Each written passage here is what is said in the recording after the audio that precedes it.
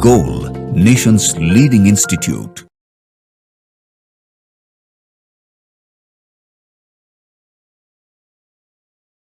Good morning students. चलो बच्चों, आज स्पॉट टेस्ट 4 का जो 5th of the fab held हुआ है उसके क्वेश्चन आंसर सॉल्यूशंस डिस्कस करते हैं। आइए देखते हैं।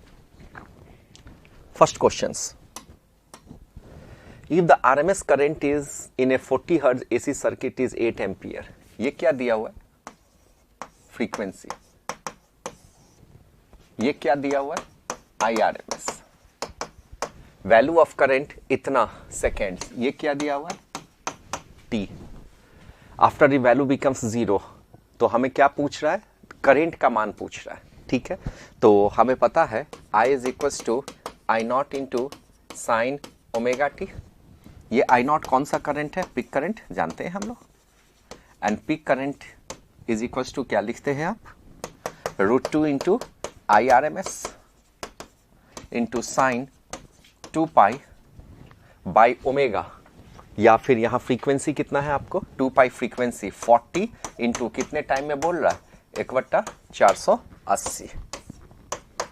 ठीक है, बस वैल्यू पुट कर दो, आंसर आ जाएगा। आईआरएमएस कितना दिया हुआ है? 8 इंटू साइन 4 दूना 8, कैंसिल कर लो इसको, 0 से 0 कट गया, 4 दूना 8, 8 छक्का 48, पाई बाई 6, पाई बाई 6 मतलब 30 डिग्री। 30 डिग्री की वैल्यूज यहां रख लीजिए, आपको आ जाएगा √2 इंटू 8 इंटू 1/2, इससे ये कट गया, so this is 4√2। Okay, next. समझ में आ गया होगा? आगे बढ़ते हैं। Let's C.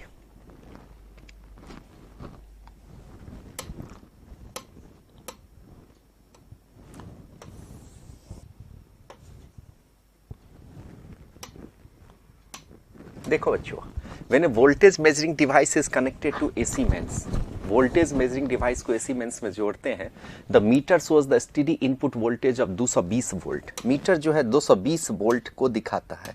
एक्चुअली ये जो दिखाता है ये कौन सा वोल्टेज हो रहा है? This means the meter reads not B but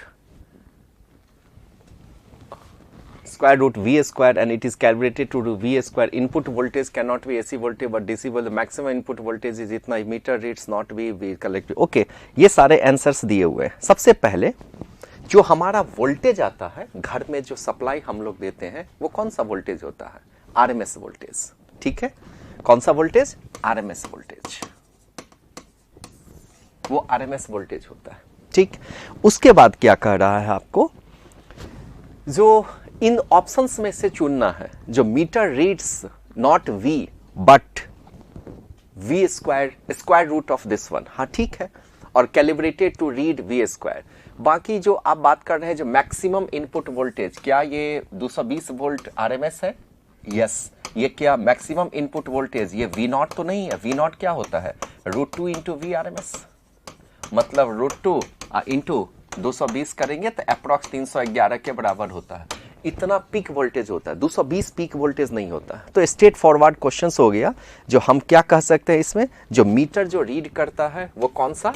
we RMS read करता है। ठीक है, अब इसका जो एवरेज करते हैं, मीटर जो एवरेज रीडिंग्स देता है, एवरेज रीडिंग्स वो square of the V square देता है। उसकी रीडिंग ऐसे होती है, मतलब measurements is square of the average, square of the average.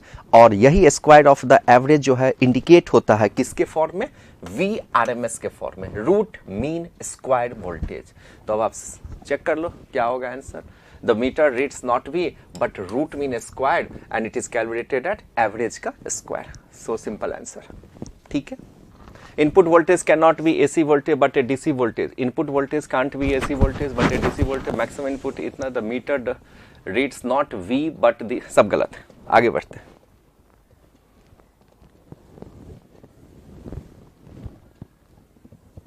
देख इधर, एन इंडक्टर, एक इंडक्टर का रिएक्टेंस है 4 ओम। ठीक है, ऑलरेडी एक्सेल दिया हुआ है 4 ओम और रेसिस्टेंस दिया हुआ है 8 ohm, are connected in series to a terminal of 30 volt AC source. 30 volt से हम जोड़ देते हैं। किसकी वैल्यूज होगी? आरएमएस की वैल्यू, जो वैल्यू दिया जाता है आरएमएस की वैल्यूज, ठीक है। The power dissipated in the circuit is, हमें पावर निकालना है। पावर का फॉर्मूला क्या होता है? V RMS I RMS cos phi. तो हमें इस क्वेश्चन में सबसे पहले क्या निकालना है? कॉस फाई का मान निकालना है बच्चों, ठीक है। ये निकालना है, पावर फैक्टर फाइंड आउट करना पड़ेगा हमें। फाई की वैल्यूज अब आप निकालिए। फाई के लिए हमें क्या चाहिए? जेड। और हम एक रिलेशन जानते हैं, tan phi is equals to tan phi, या कॉस फाई को आप डायरेक्ट लिखो ना, ऐसे क्यों कर रहे हैं? एक काम करो, हमको क्या क्या गिवन है? वी आर एम एस, तो क्या हम इसको लिख सकते हैं V R M S. I R M S को क्या लिख सकते हो? वी आर एम एस बटा जेड, जेड इज इम्पिडेंस। और कॉस फाई को क्या लिख सकते हो? आर बाई जेड लिख सकते हैं, आर बाई जेड। और यही हो जाएगा आपका वी आर एम एस का square into R by Z का स्क्वायर। बोलो जी, आर बाई जेड का स्क्वायर। अब तुम्हें पहले जेड फाइंड आउट करना पड़ेगा, इम्पीडेंस। जेड बराबर क्या हो जाएगा? Under root R square plus X L का होल स्क्वायर। आर की क्या वैल्यूज है? यही रेसिस्टेंस है, 8 स्क्वायर प्लस 4 का स्क्वायर। सॉल्व करो इसको, 8 स्क्वायर प्लस 4 का स्क्वायर, ये हो जाएगा 8 8 64 प्लस 16 6 4 10 80 रूट 80। इसी की वैल्यूज को आपको यहां प्लेस करना पड़ेगा, इसी की वैल्यूज को यहां प्लेस करना होगा। आइए कर देते हैं। वी आर एम एस का स्क्वायर कितना है वैल्यूज? 30। सो 30 गुने 30 इंटू रेसिस्टेंस कितना है? 8। और ये कितना होगा? अंडर रूट 80 का स्क्वायर। तो हम लिख सकते हैं 80, 8 से ये 3 तिया 9। कितना आ रहा है? अरे कुछ गलती तो हो गया क्या? सही किए ना? हाँ ठीक है, 90 वाट आंसर, ठीक है। बढ़ते हैं बच्चों, यहां देख क्वेश्चंस कह रहा है चौथा, the output of a step down transfer is measured to be 30 volt. इसका output 30 volt when connected to a 60 watt light bulb. Power दे रखा है आपको 60 watt. The value of peak current का वैल्यूज पूछा जा रहा है। तो हमें पावर का क्या फॉर्मूला पता है? V R M S into I R M S, okay. और आई आर एम एस हमसे पहले नहीं कहा, हमें पीक करंट पूछ रहा है, तो यही आई आर एम एस को हम यहां से आई आर एम एस की क्या वैल्यूज हो जाएगी? P by V R M S. Just formula based है, सेट कर दो। ये हो जाएगा 60 बटा 30, कितना हो जाएगा? 2 एम्पियर। Is it okay? और इसको √2 से, तो I R M S is equal to I naught by √2। So I naught हो जाएगा 2√2, ओके। आगे बढ़ते, समझ गए? चलिए 5th नंबर क्वेश्चंस को देखिए। As the frequency of AC circuit increases, the current first increases and then decreases. What combination of circuit elements is most likely to comprise? ठीक है, आप अगर कर्व देखो, फ्रीक्वेंसी कर्व अगर आपको ध्यान में हो, कुछ ऐसा हो रहा है। ये कौन सा फ्रीक्वेंसी था? Resonate frequency. और रेजोनेट फ्रीक्वेंसी पर जेड का क्या मान था? मिनिमम। रेजोनेट फ्रीक्वेंसी पर जेड का क्या मान था? मिनिमम, जो कि जेड किसके बराबर हुआ था? आर पे। उस समय एक्सएल और एक्सी आपस में बराबर हुआ था, ठीक है। एक्सएल और एक्सी आपस में बराबर हुआ था। तो जब हम अगर एलसीआर सर्किट की बात करें, जब सारे लोड्स हो, तो जेड बराबर क्या लिख सकते हैं? Under root R square plus X L minus X C का होल स्क्वायर। अब थोड़ा इसको आप गौर करो, आर स्क्वायर, एक्सएल को क्या लिखोगे? Omega L minus 1 by omega C का होल स्क्वायर। और एक स्टेप्स अगर हम और चले, आपको तो डायरेक्ट लिखना चाहिए था 2 pi F L minus 1 by 2 pi F C का होल स्क्वायर। हो गया। आपने क्या देखा, जैसे जैसे फ्रीक्वेंसी बढ़ेगा, जैसे जैसे फ्रीक्वेंसी बढ़ेगा, फ्रीक्वेंसी बढ़ेगा, हम क्या देख रहे हैं, जेड का मान जो होगा वो घटता जाएगा। इंपेडेंस बढ़ाओगे, ठीक है, जैसे जैसे आप फ्रीक्वेंसी बढ़ाओगे जेड का मान क्या होगा, घटता चला जाएगा। और अगर जेड का मान घटता चला जाएगा तो क्या हम लिख सकते हैं, करंट तो फर्स्ट इंक्रीज कर रहा होगा, लेकिन जब ये पहुंचा होगा जेड इज इक्वल टू किसके बराबर, आर के बराबर, रेजोनेटिव कंडीशन पर पहुंचा होगा, रेजोनेटिव कंडीशन पे पहुंचा होगा। उसके बाद क्या लिखेंगे आप, उस समय जेड का मान क्या हो गया, मिनिमम हो गया, तो मिनिमम हो गया। उसके बाद फिर करंट जो होगा वो इन्वर्सली जा रहा है, और हम कह सकते हैं जो फर्स्ट इंक्रीज है उसके बाद फिर करंट का मान डिक्रीज होता चला जाएगा। फिर से समझिए, मैंने बोला जैसे जैसे फ्रीक्वेंसी बढ़ेगा जेड का मान घटता चला जाएगा, और जैसे जैसे जेड घटता जाएगा मिनिमम कहां तक होगा, रेजोनेटिव तक, रेजोनेटिव तक, तो करंट का मान बढ़ेगा, उसके बाद फिर करंट का मान घटता चला जाएगा। तो हमें कह रहा है जो कंडीशंस क्या क्या होना पड़ेगा, तो कंडीशंस के लिए क्या क्या कंडीशन होगा, तो आप कंप्राइज द इतना, तो 5 का अगर हम देख रहे हैं, inductor and capacitor and resistor, inductor and capacitor, हम ये दो ऑप्शंस को लगा सकते हैं। क्यों, क्योंकि जब आप इंडक्टर और कैपेसिटर की बात करेंगे, एक बार हम और आपको क्लियर कर दें, जब आप इंडक्टर और कैपेसिटर की बात करेंगे, आपको पता है जो अगर एक्सएल का मान बढ़ेगा तो एक्सी का मान घटेगा। अरे भाई फ्रीक्वेंसी देखना, एक्सएल का मान बढ़ेगा तो एक्सी का मान घटेगा, तो ये भी कंडीशन जाएगा जिस कंडीशन पर कर जो स्टेटमेंट है वो सेटिस्फाई करेगा, first increase and decrease. That's why your answer is a and D. ठीक है बच्चों, आगे बढ़े, चलिए 6 नंबर, फिर से थियोरिटिकल क्वेश्चन से सोचना है हम लोग को। आइए, electrical energy is transmitted, electrical energy को हम ट्रांसमिट करते हैं, कहां से कहां ट्रांसमिट कर रहे हैं, large distance at high alternating voltage. ठीक है, which of the following statement are correct, for a given power level, power, power बराबर क्या लिखते हो, वी आर, ठीक है, आप आरएमएस ऐड कर सकते हैं, नो प्रॉब्लम। तो for a given power level there is a lower current V I. अब हाई वोल्टेज पावर की वैल्यूज हमें लगभग सेम रखना है, तो वोल्टेज को अगर तुम हाई करोगे, वोल्टेज को हाई करोगे तो करंट का मान तुम्हें कम करना पड़ेगा। ठीक है, आप अगर वोल्टेज बढ़ा देंगे तो करंट का मान आपको कम करना पड़ेगा। क्यों, क्योंकि हमारा पावर लॉस कितना होता है, लॉस बराबर होता है आई स्क्वायर इंटू आर। तो करंट का मान जितना कम करेंगे पावर का लॉस क्या होगा, उतना कम होगा, और पावर का लॉस कम होगा तो हम कह सकते हैं जब भैया ठीक है एनर्जी जो जनरेट हो रहा है ऑलमोस्ट एनर्जी का ट्रांसपोर्ट उतना हो रहा है, तो हम कह सकते हैं for a given power level there must be a lower current. ठीक है, lower current implies less power loss, ये इक्वेशंस हमने बता दिया, ये भी सही है। Transmission line can be made thicker, transmission line का वायर जो होगा वो थिकर होगा, थिकर होने से क्या फायदा होगा, अगर वायर थिकर हो,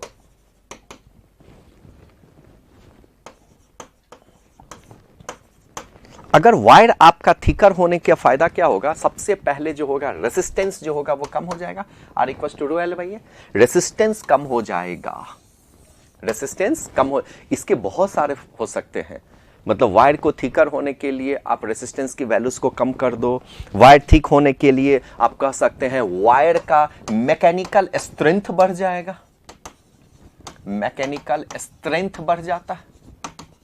एक टर्म्स होता है skin effect, current outer layers पे जाता है, वो भी होता है, मत लो उसको आप। तो हम कह सकते हैं जो ट्रांसमिशन लाइंस को हम ठीकर रखेंगे तो रेजिस्टेंस कम हो जाएगा, मैकेनिकल स्ट्रेंथ बढ़ जाएगा। सो ये बेटर है जो वायर को ठीकर रखना, थिन रखने से लॉस होगा, वो परफेक्ट नहीं जाएगा। अब कह रहा है it is easy to reduce the voltage at the receiving end using step down transformer. Step down transformer, एक बात बताओ, स्टेप डाउन ट्रांसफार्मर की जब आप बात करते हैं, स्टेप डाउन ट्रांसफार्मर क्या करता है? स्टेप डाउन ट्रांसफार्मर में हम पॉइंट नंबर 4 डिस्कस कर रहे हैं बच्चों, step down transformer. Number of turns secondary less होता है प्राइमरी से, बोलिए, ठीक है, सेकेंडरी कम होता है प्राइमरी से। और आपको पता है जो E is proportional to number of turns, voltage जो है नंबर ऑफ टर्न्स के प्रोपोर्शनल हो रहा है। ओके, अब जैसे जैसे वोल्टेज कम होगा, वोल्टेज जैसे ही कम होगा, reduce the voltage receiving using step down, voltage जैसे ही आप कम करेंगे तो करंट का मान क्या हो जाएगा, इंक्रीज होगा।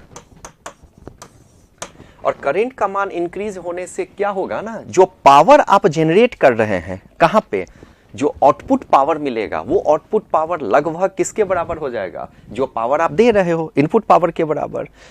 फिर से समझो, मैं कह रहा हूं जो आप अगर वोल्टेज को रिड्यूस कर रहे हो receiving end step down transformer लगा के, तो करंट का मान बढ़ जाएगा। तो करंट का मान अगर आपने बढ़ा लिया, इसका मतलब हो गया जो आउटपुट पावर जो हो गया, आउटपुट पावर मतलब P out approx equals to P in हम कह सकते हैं। तो जो लॉस ऑफ द एनर्जी होगा, लॉस ऑफ द एनर्जी वो क्या होगा, बहुत बहुत बहुत कम लॉस होगा। तो हम कह सकते हैं जो एफिशिएंसी का जो लॉस हो रहा है वो भी कम होगा। इसीलिए बेटर है reduce the voltage at the receiving and. So all the options is correct. हम लिख सकते हैं इसका ABCD 6 का 2। ओके बच्चों, चलो 7। अब देख 7 नंबर क्वेश्चंस क्या कह रहा है, कह रहा है AC voltage 230 voltage apply to a capacitor. एक कैपेसिटर ले लो, AC वोल्टेज अप्लाई कर दो 230 वोल्ट का, ये C है। The maximum voltage between the plate is 230 volt. Maximum voltage between the plates is 230 volt. The current is in phase with the applied voltage. The charge is. आपने क्या लगाया है, pure capacitive circuit, purely capacitive circuit. Okay, तो purely capacitive circuit में phase कितना होता है, power loss क्या होता है, 0। फेज फाई क्या होता है, 90 डिग्री। तो the maximum voltage between the plates 230 volt. No, the current is phase with the applied voltage, सवाल ही नहीं उठता है। Current is phase with the applied voltage, तो हम रेजिस्टेंस की बात कर रहे हैं उस समय। The charge on the capacitor is in phase with the applied voltage, phase with the applied voltage. Power delivered to the capacitor is 0। ये तो दिख रहा है पावर डिलीवर्ड 0 हो रहा है। अब charge is in phase with the applied voltage. अब यहां पर कौन सा चार्ज आ रहा है, plus Q and minus Q. ये कौन सा पोटेंशियल है, हायर पोटेंशियल। ये कौन सा पोटेंशियल है दादा, लोअर पोटेंशियल कह सकते हैं ना। तो कह रहा है तो आपको the charge on the plate is in phase with the applied voltage, या तो कैपेसिटर का जो चार्ज है, ये इसके अक्रॉस जो आप चार्ज डेवलप कर रहे हैं, निश्चित रूप से वो क्या हो जाएगा, is in phase with the applied voltage, applied voltage के फेज के साथ होगा। तो हम कह सकते हैं the charge on the plate is in phase with the applied voltage. ठीक है। अरे कैपेसिटर को चार्ज किए हो ना, कैपेसिटर को आपने चार्ज किया है ना। चार्ज क्यों किया, किसने चार्ज किया, अरे ये बैटरी ने चार्ज किया है ना। और ये कैसा सर्किट है, प्योरली कैपेसिटिव सर्किट है। तो ये जो होगा फेज होगा अप्लाइड वोल्टेज का और पावर लॉस 0 हो जाएगा। तो हमारा आंसर चला जाएगा 7 का C and D. C and D मतलब option number 2।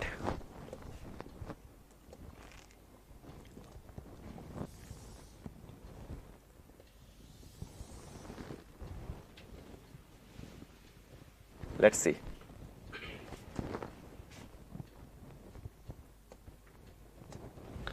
Five megawatt power is to be delivered from a power station to a town 15 kilometer away. कितना डिस्टेंस पे, 15 किलोमीटर। कितना पावर आप देते हो, 5 × 10 का पावर 6 वाट। जैसे जैसे क्वेश्चंस का टर्म्स लिखते चलो। One use a pair of copper wire of radius. Radius कितना है बच्चा, 1 सेंटीमीटर। 1 × 10 का power -2 metre. Calculate the percentage of ohmic power loss to power transmitted. हमको फाइंड आउट करना है कितना परसेंटेज का लॉस हुआ है पावर का, परसेंटेज पावर लॉस।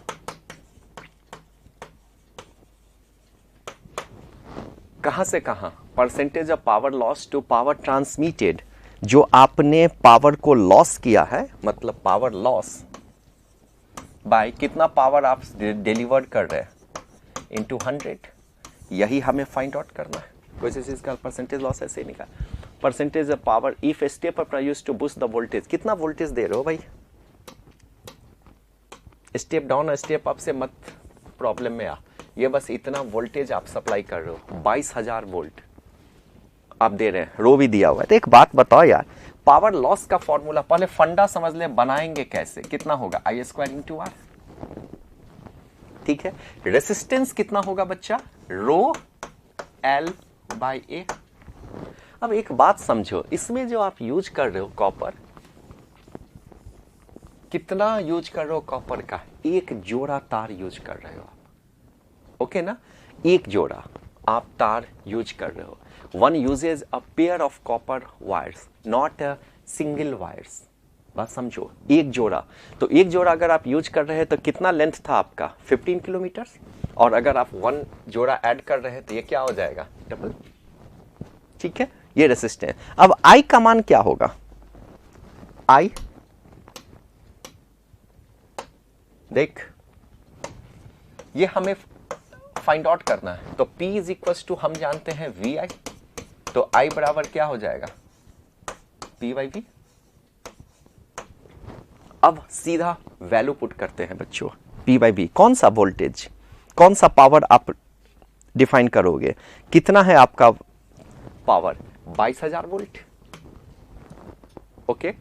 22,000 वोल्ट तो आपने वोल्टेज दिया, सॉरी, और पावर कितना है, 5 मेगावाट, तो 5 गुने 10 का पावर 6, अब बटा वोल्ट है 22,000, तो इसको लिख सकते हैं 5/22 गुने, ये 3 ऊपर चला जाएगा, 10 का पावर 3, इतना एम्पियर का करंट डेवलप हुआ।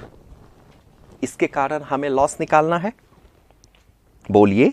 तो चलिए फाइंड आउट करते हैं वैल्यूज, फाइंड आउट करते हैं वैल्यूज बच्चों। सबसे पहले रेसिस्टेंस निकाल लें, रेसिस्टेंस कितना है, रो L बाई A, रो कितना है, सॉल्व करना होगा यार, 2 इंटू 10 का पावर -8, 2 इंटू लेंथ कितना है, अरे कितना डिस्टेंस है, 15 किलोमीटर, 15 गुने 10 का पावर 3 बाई एरिया, एरिया क्या, रेडियस दिया हुआ, πr², pi into R², 1 into 1 into 10 का पावर -4, 10 का पावर -2 सेंटीमीटर को हमने मीटर में बना दिया। इसको सॉल्व कीजिए तो ये कट जाएगा 2 2 4, और ये हो जाएगा आपको सब कट के, ये ऊपर चला जाएगा, 4 3 7 8, और ये हो जाएगा 2 2 4, 15 चौका 60, 6/π ओम, ठीक है बच्चों।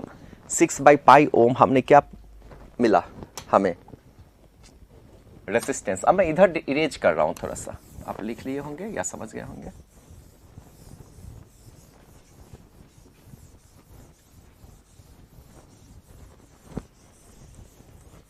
तो करंट का मान कितना आएगा, अब तो हमें करंट फाइंड आउट करना है, ठीक है।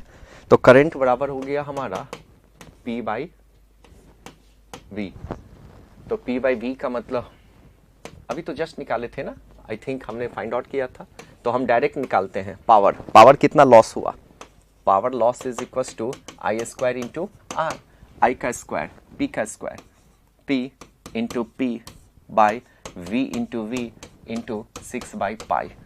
P कितना है तुम्हारा, 5 गुने 5 इंटू 10 का पावर -6 इंटू 10 का पावर -6, मतलब 5 मेगावाट का स्क्वायर, ठीक है। और ये होगी आपको 22,000 गुने 22,000 गुने 6/π, जस्ट कैलकुलेशन है बच्चों। ये हमारा निकल जाएगा क्या, पावर लॉस, और ये हो जाएगा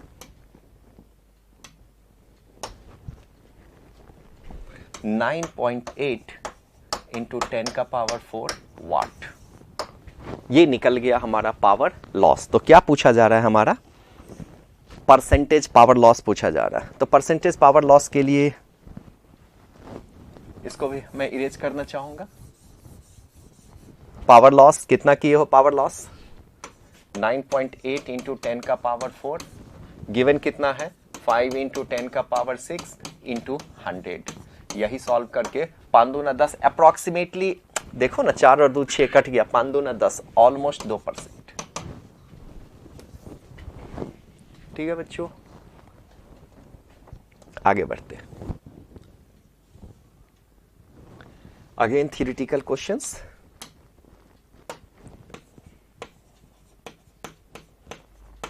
लेट्स सी 9 नंबर क्वेश्चंस। क्या कह रहा है हमको?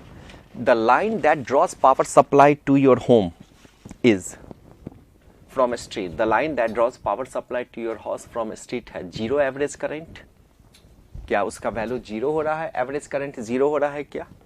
ठीक है, 220 volt average voltage. Average voltage 220 volt कहां से होगा यार? जीरो एवरेज करंट होता है क्या? होता है ना। हम जब एसी सोर्स सप्लाई की बात कर रहे हैं तो क्या हमारा होता है नहीं है क्या? एवरेज वैल्यू साइकिल का क्या लिखते हो एसी सोर्स में? एसी सोर्स में वी एवरेज की वैल्यूज क्या लेते हैं हम? जीरो। ठीक है, तो फर्स्ट ऑप्शन करेक्ट हो गया। Voltage and current out of phase by 90 degree. क्या वोल्टेज और करंट एक दूसरे के फेज जो होगा वो 90 डिग्री होगा क्या? बताओ खुद से, क्या हम कर सकते हैं क्या? जो voltage and current out of phase by 90 degree, सवाल ही नहीं उठता है ये। वोल्टेज और करंट का फेज मतलब आई और वी जो है ऑलवेज 90 डिग्री फेज पे होगा? No, voltage differ in phase by this one. Check करते हैं, चेक करते हैं। चेक करने के लिए सबसे पहले आप क्या करो, मुझे एक बात बताओ, जो cos फाई की वैल्यूज क्या आ रहा है? सारा गेम तो फाई पे है, फेज पे, वही चेंज होता जाता है अलग अलग सर्किट पे। तो cos फाई की वैल्यूज आप क्या लिखते हो? R by Z. अच्छा, और इसकी वैल्यूज तो पॉजिटिव होना चाहिए। पॉजिटिव का क्या मतलब? Greater than zero. R by Z की वैल्यू ये अगर पॉजिटिव है, ग्रेटर देन जीरो है, इसका मतलब cos फाई की वैल्यू निश्चित रूप से 90 डिग्री से कम होना चाहिए,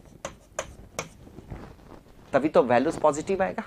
ठीक है, तो cos फाई की वैल्यू निश्चित रूप से cos फाई बाई 2 के बराबर होगा। तो फेज कहां से कहां वैरी करेगा? डेफिनेटली फेज वैरी करेगा जीरो से लेके पाई बाई 2 तक, उससे ज्यादा नहीं जा सकता। So voltage and current possibility होगा डिफरेंट। अलग अलग तुम लोड यूज करो यार, लोड, कैपेसिटर, रेजिस्टेंस, इंडक्टर, अलग अलग यूज करो, अलग अलग कॉम्बिनेशन, अलग अलग फाई डिफाइन होता है। बट हम कह रहा है जब वोल्टेज और करंट उससे निकालोगे वो निश्चित रूप से पाई बाई 2 से छोटा होगा। तो डी भी आंसर सही होगा, ए भी आंसर सही होगा। तो हमारा चला जाएगा 4, 9 का 4। ओके बच्चों, आइए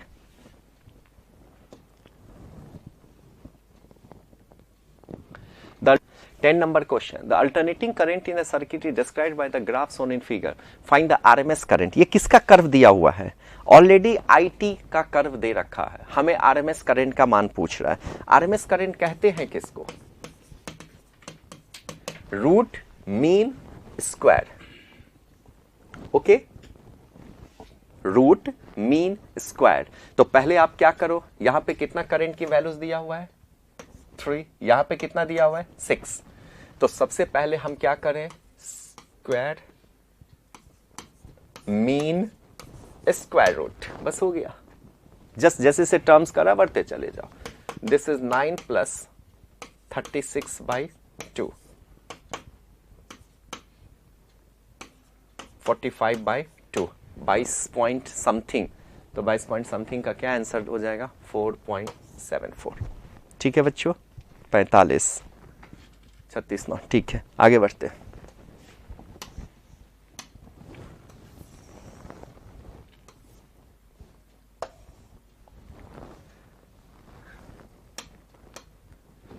क्वेश्चंस कह रहा है, एक कॉइल ऑफ इतना मिली हेनरी, एल की वैल्यूज दिया हुआ है 10 इंटू 10 का पावर -3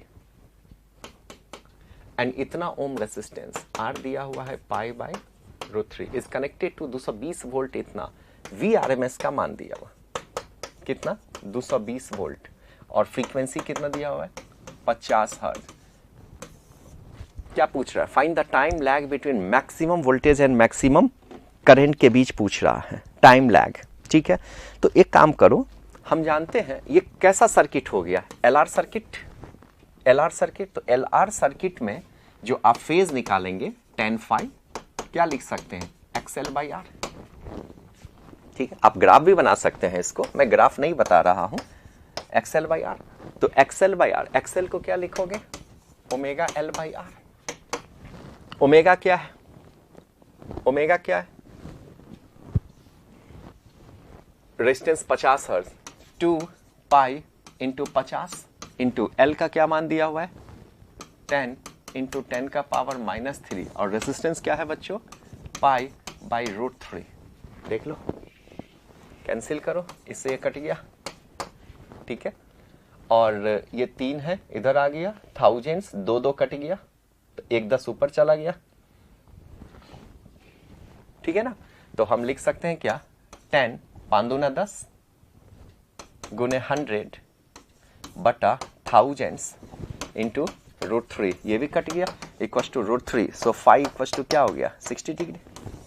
आपने फेज क्या निकाल लिया, 60 डिग्री। ठीक है, हम थोड़ा इसको इरेज करते हैं, हमें जगह चाहिए। और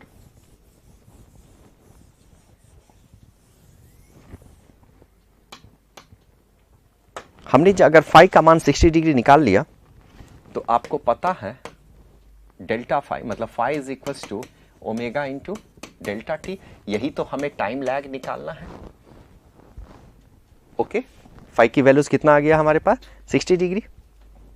ठीक है, तो पाई 60 डिग्री, तो फाई को अगर आप रेडियन में लिखोगे तो क्या लिख सकते हो इसको, पाई बाई 3।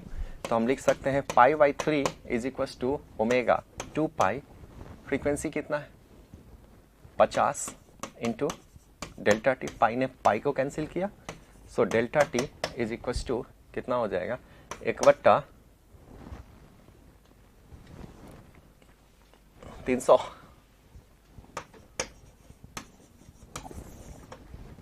क्या करना है, ठीक है बच्चों, आगे बढ़ते हैं।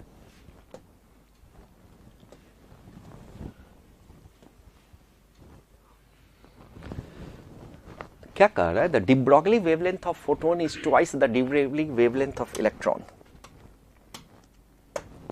D Broglie wavelength of photon is twice of D Broglie wavelength of electron. ठीक है, और स्पीड ऑफ इलेक्ट्रॉन वीई का मान दिया हुआ है c/120। ओके ओके, तो हमसे पूछा जा रहा है देन, अच्छा दोनों के एनर्जी का रेशियो और P/mc का रेशियो क्या होगा, आपसे पूछा जा रहा है। एक बात बताओ, मोमेंटम फोटोन का डबल दे रखा है इसका, और V is equal to C बटा ये दिया हुआ है। तो एक काम करते हैं, एक एक करके पहले दोनों की एनर्जी निकालते हैं। एनर्जी ऑफ इलेक्ट्रॉन कितना होगा, ½ mv²। बस कैलकुलेशन है, करते चलिए।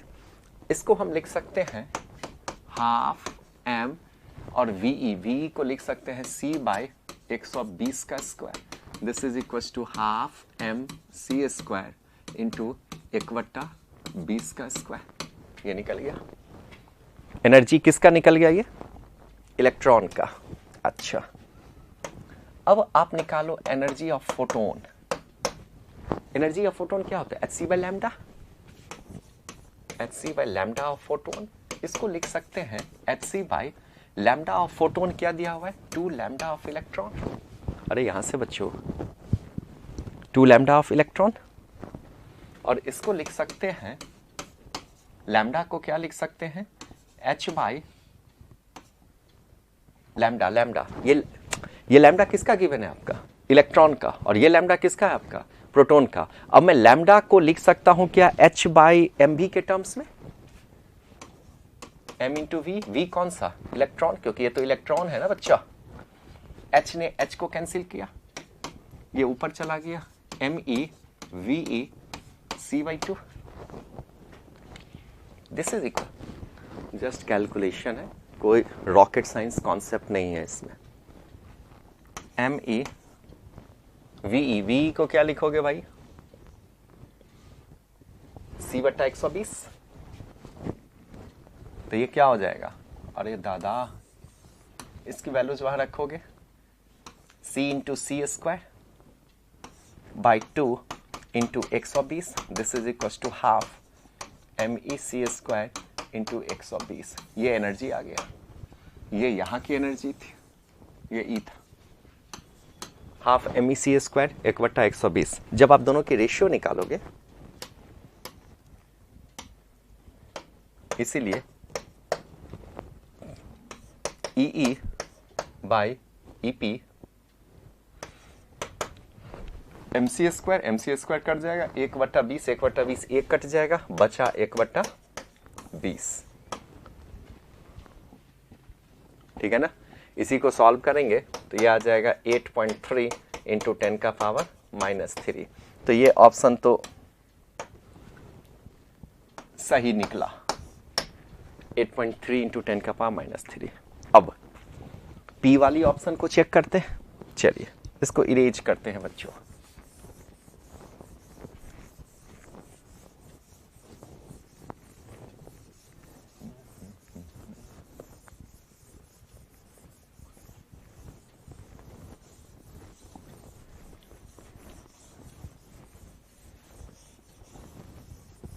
आओ बच्चों, लेट्स सी मोमेंटम। हम सी ऑप्शन या D P by M E C का वैल्यू चेक करते हैं। PE by M E into C का ऑप्शन चेक करते हैं। मोमेंटम को क्या लिख सकते हो, M E V E by M E into C M E cancel. V का मान क्या है भाई, C/120 गुने सी, ये आ गया 1/20। ये तो वही वैल्यूज आ गया ना जो यहां सॉल्व किए थे, 8.3 इंटू 10⁻³ ये नहीं ये। तो फाइनल आंसर मेरा क्या चला गया, बी और सी सही है। इसका मतलब the final answer is third, 12 का 3। ठीक है, आगे बढ़ते हैं।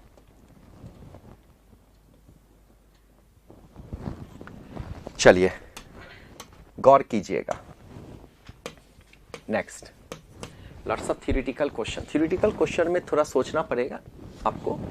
न्यूमेरिकल तो स्ट्रेट फॉरवर्ड जो है बन जाएगा, बट थ्योरेटिकली में थोड़ा सोचना पड़ता है सारे, उसमें भी एमसीक्यू अगर आ गया तो।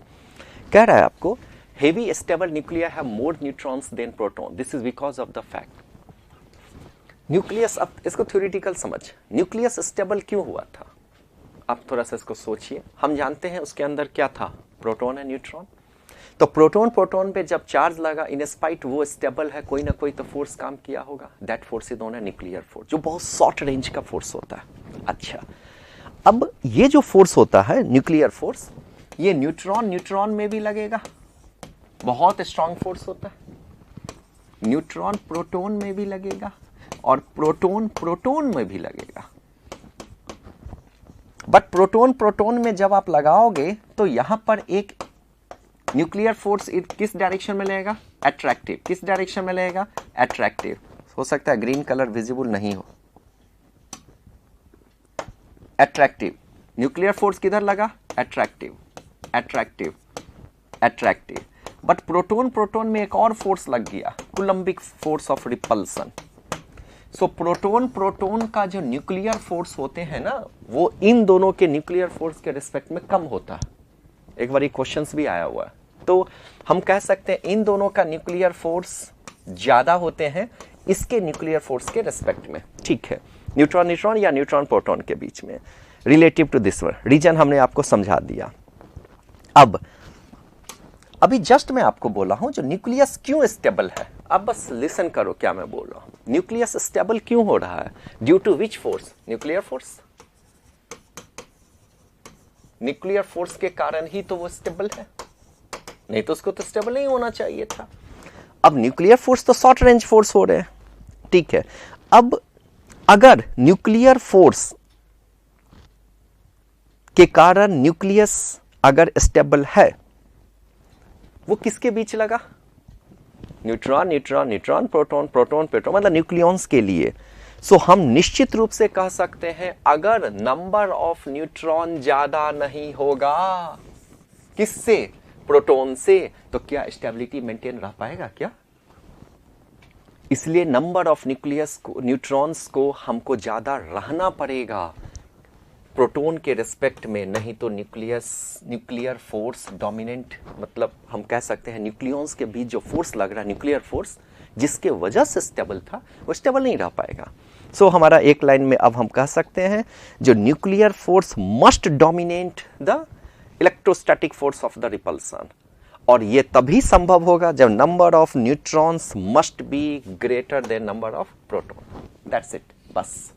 तो हम कह सकते हैं electrostatic force are repulsive, nuclear force between neutron weaker than no neutrons. Simple सा स्ट्रेट फॉरवर्ड आंसर। ठीक है, आगे बढ़ते हैं।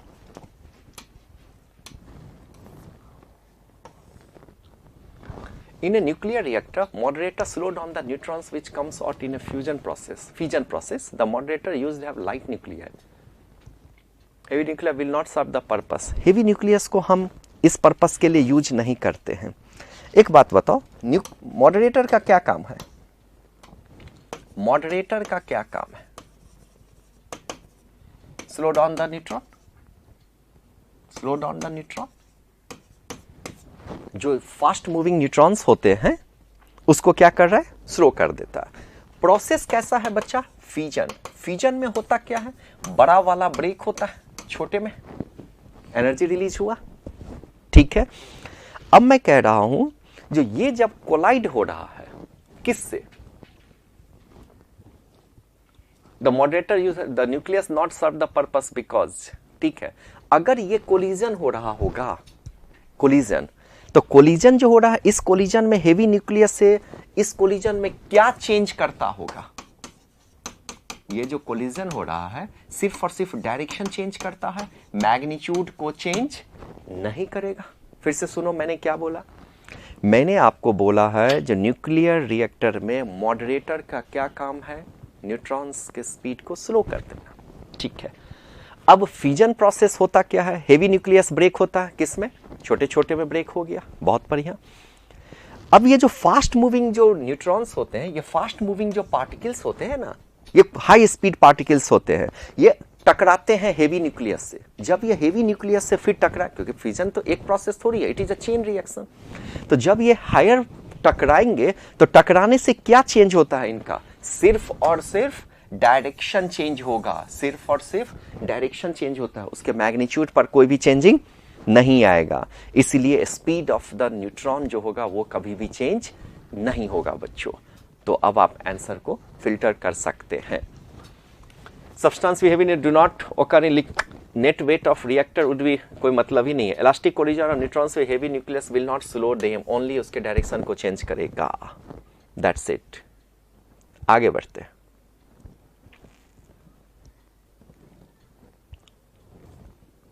चलो 15 नंबर क्वेश्चन देखते हैं।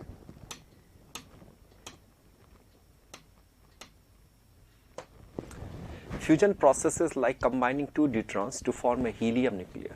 हम लोग जानते हैं जब फ्यूजन में क्या होता है, टू न्यूट्रॉन मिलके हीलियम न्यूक्लियस का formation are impossible at ordinary temperature करता है। ये ऑर्डिनरी टेम्परेचर पे इम्पॉसिबल है और प्रेशर पे। The reason for can be trace to the fact nuclear forces have short range force, okay, और nuclear positively charge the original nuclear must be completely ionize fusion and the original nuclear must break up. Okay, एक बात बताओ, ये तो पता है जो nuclear force जो है so very short range force होता है, शॉर्ट रेंज फोर्स होता है न्यूक्लियर फोर्स। ठीक है, अब अगर आप लो टेम्परेचर पे रखोगे तो क्या होगा?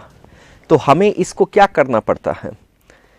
हाई टेम्परेचर पे रखना ही पड़ेगा। क्यों रखना पड़ेगा? क्योंकि ये फोर्स बहुत बहुत छोटे रेंज का फोर्स होता है, और हाई टेम्परेचर में जो काइनेटिक एनर्जी होता है, काइनेटिक एनर्जी किसकी? काइनेटिक एनर्जी न्यूट्रॉन्स की।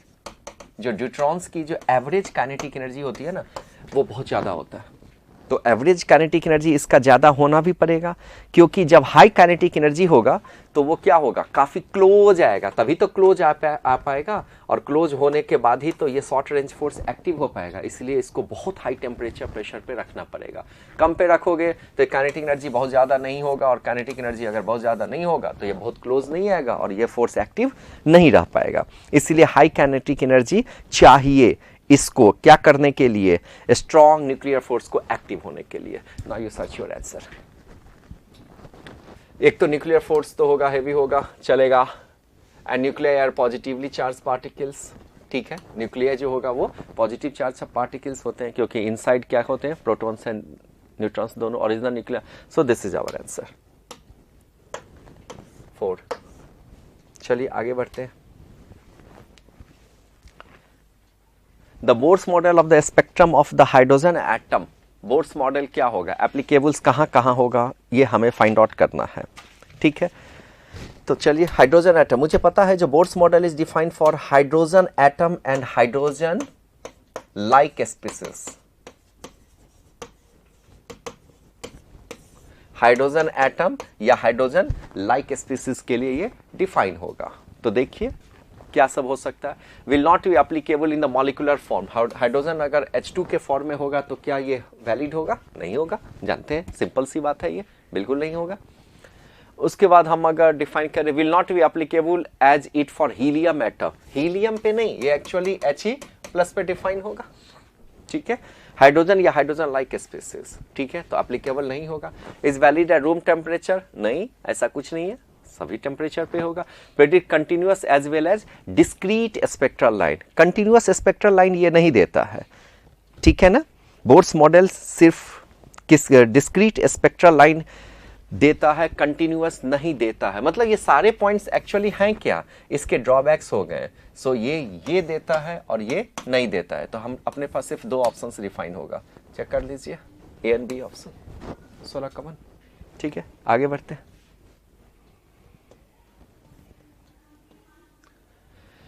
चलो 17 number, set of atoms in an excited state decays to emit photons only, they collide all together simultaneously lower state, in a lower state when excited external electric field, in general any of the state will, set of atom excited state decays। आपको पता है जो जब कोई भी atoms higher stage से lower stage की ओर आता है, हायर एनर्जी लेवल से लोअर एनर्जी लेवल तक, तो वो क्या करता है, एनर्जी को रिलीज करता है, ठीक है, और जब वो एनर्जी को रिलीज करता है, उस एनर्जी का डिफरेंट वेवलेंथ डिफाइन होता है, और इसी को हम स्पेक्ट्रल लाइन से भी जानते हैं, और हमारे पास बहुत सारा स्पेक्ट्रल लाइंस होते हैं जिसको आप हाइड्रोजन स्पेक्ट्रम के नाम से जानते हैं, बाल्मर हो, Balmer series, Lyman series, Paschen series, P bracket series, Pfund series. तो in general any of the state with lower energy levels होगा अगर सेट ऑफ एटम्स एक्साइट होगा स्टेट डिकेज में, तो ठीक है ना, तो स्ट्रेट फॉरवर्ड आंसर चला जाएगा डी। Is it clear? फिर से समझिए क्या बोला मैंने, जो अगर इलेक्ट्रॉन हायर से लोअर की ओर आ रहा है तो क्या होता है, एनर्जी को रिलीज करता है। तो एनर्जी को जब ये रिलीज करेगा, रेडिएट करेगा, तो वो एनर्जी का क्या होता है, डिफरेंट वेवलेंथ्स डिफाइन होते हैं। तो वो हाइड्रोजन स्पेक्ट्रम मतलब स्पेक्ट्रल लाइन बनाता है, स्पेक्ट्रल लाइन बनता है जैसे लाइमर, बाल्मर वगैरह वगैरह। सो ये general any of the states with lower energy levels define होंगे।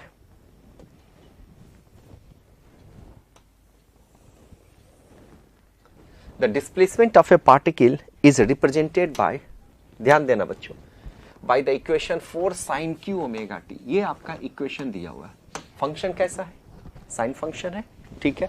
Simple harmonic motion with periodic, simple harmonic motion with periodic, ये तो कंफर्म है, ये साइन फंक्शन है, और साइन फंक्शन है तो पीरियोडिक होगा ही, इसमें कोई शक नहीं।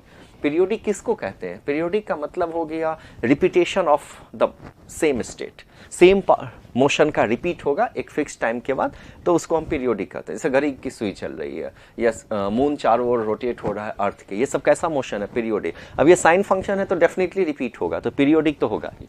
अब तुम्हें प्रूफ करना है ये SHM होता है या नहीं। तो SHM का क्या कंडीशन है, जो एक्सेलरेशन प्रोपोर्शनल किसका होना चाहिए, -y का, तभी तो SHM डिफाइन होगा बच्चों, ठीक है। लेकिन ये फंक्शन थोड़ा सा दिया हुआ है, ट्रिगो का यूज करना पड़ेगा आपको।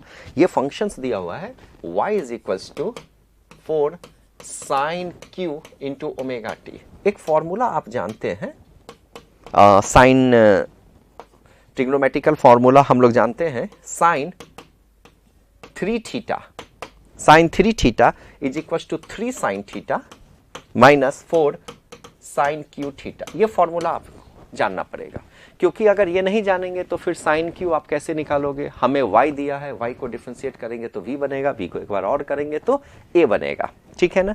तो अपने पास फॉर्मूला आ गया sin 3 theta equal to 3 sin theta minus 4 sin q theta. आइए इसकी सॉल्व करते हैं थोड़ा सा। साइन क्यू थीटा, तो हम क्या लिख सकते हैं यहाँ, थीटा का क्या मतलब, थीटा है क्या ओमेगा टी, बाद में हम ओमेगा टी रख लेंगे, यहां से निकालिए 4 sine cube theta is equal to 3 sine theta minus sine 3 theta. एक स्टेप्स और हमको लिखना पड़ेगा, वो लिखने के बदले हम यहां से इरेज किए और यहां 4 डाल दिए।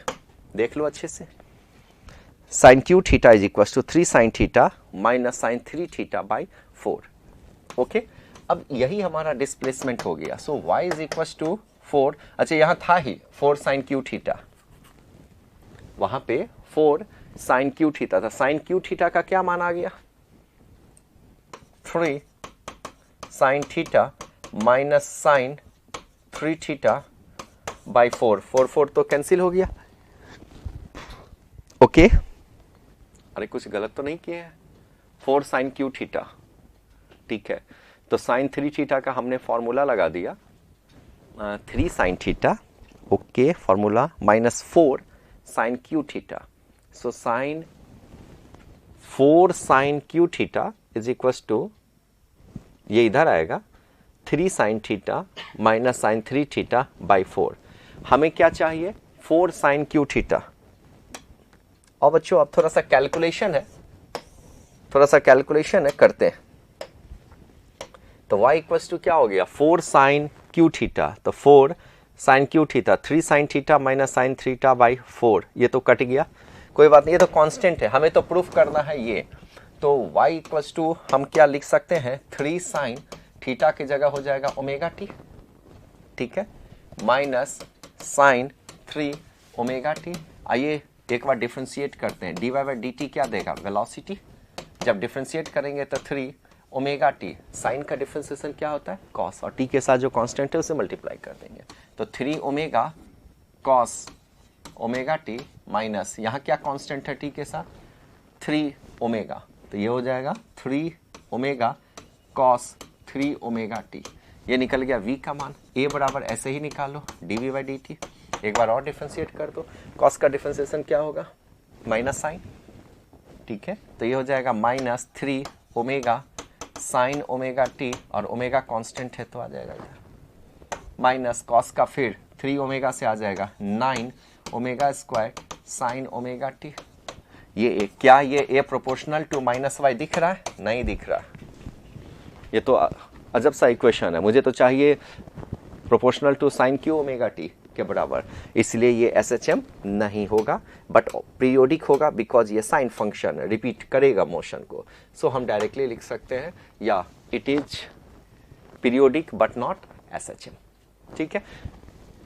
आप खुद से भी इसको सॉल्व करना, इसको मैं लिख दे रहा हूं, आप खुद से सॉल्व करना इसको, सेम चीज, ये फॉर्मूले है, इस फॉर्मूले को रख के कोई सा फंक्शन देगा तो आप चेक कर सकते हैं, ठीक है। आगे बढ़ते हैं,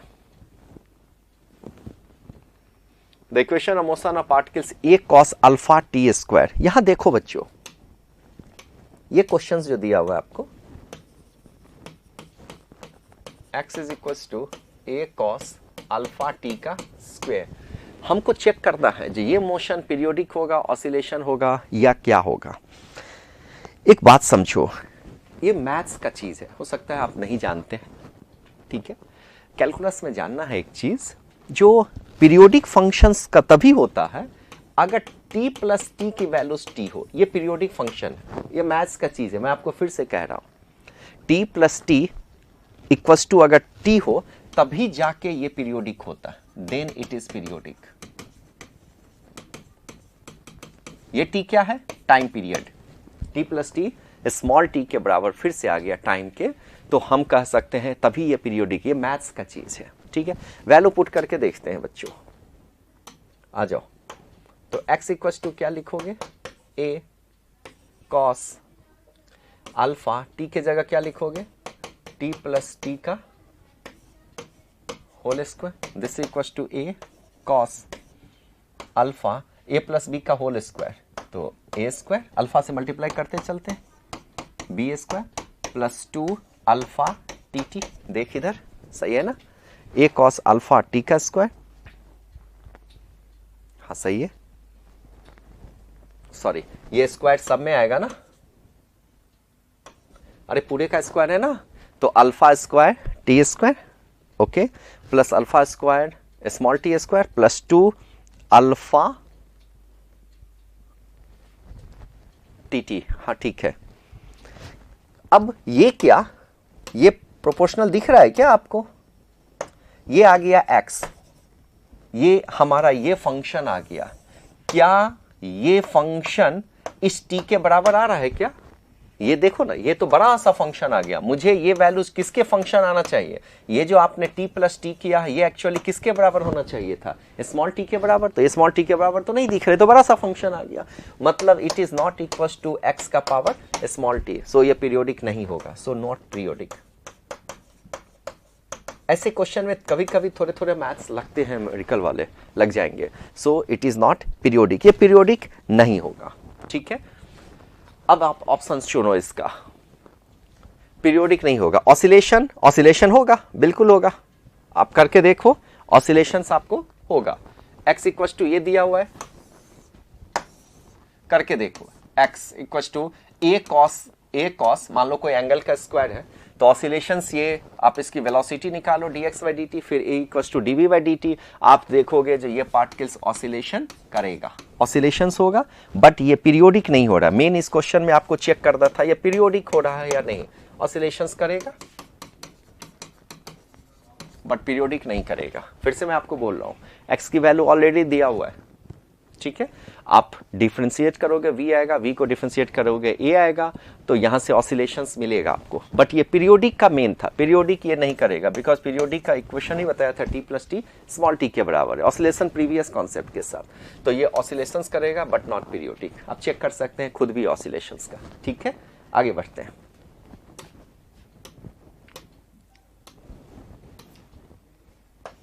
twenty number question, x equal to 0, question क्या दिया हुआ है, xt का ग्राफ है।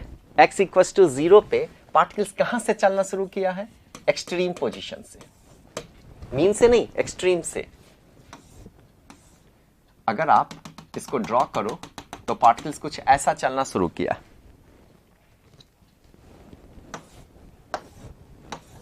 यहां से चलना शुरू किया।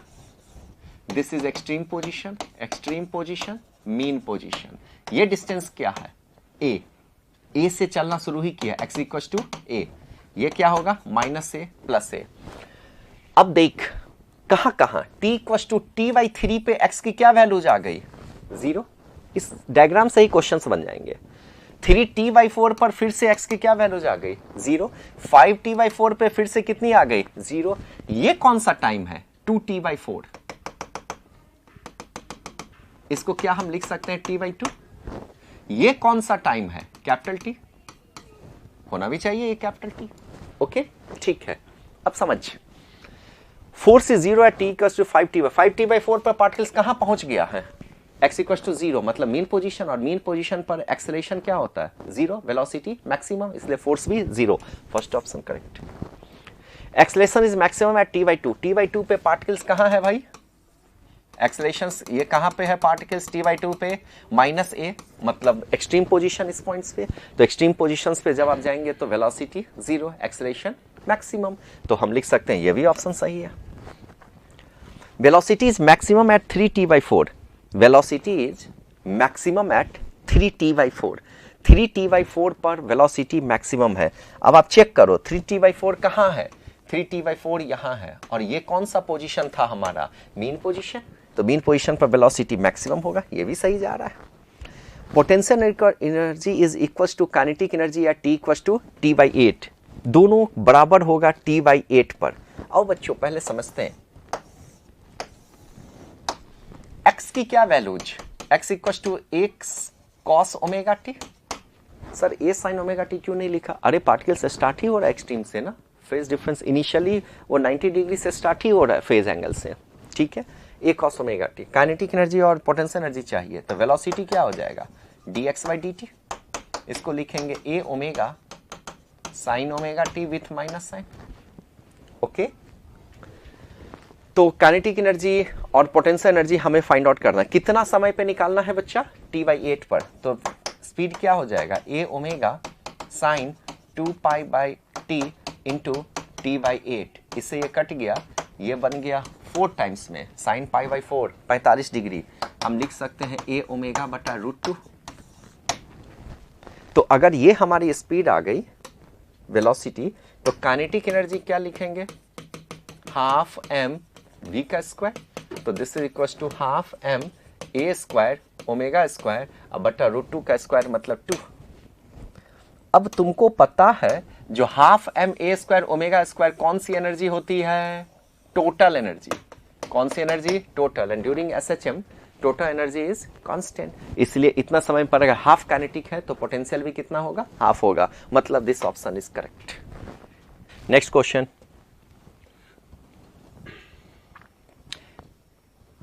ये देख, equation of a plane progressive wave, equation of a plane progressive wave y equals to 0.8 sin 2 pi t minus on reflection from a denser its amplitude become 3/4 of the amplitudes। ठीक है, the incident wave amplitudes क्या दे रखा है भाई, 0.8 का कितना 3/4, this equals to 0.6। आप हाथों हाथ इसको बना सकते हैं। और ये क्या हो रहा है, रिफ्लेक्ट कर रहा है टेंसर मीडियम से, तो रिफ्लेक्ट करेगा तो स्वाभाविक है 180 से रिटर्न होगा, तो रिटर्न होगा तो ये जो साइन है ये पॉजिटिव हो जाएगा और माइनस लग जाएगा, बस चेक कर लो। तो 0.6 sin 2 pi t plus x/3। ठीक है, एक्चुअली उसमें पाई जोड़ दिया गया है तो वो रिटर्न हो जाएगा। देख किस कवर,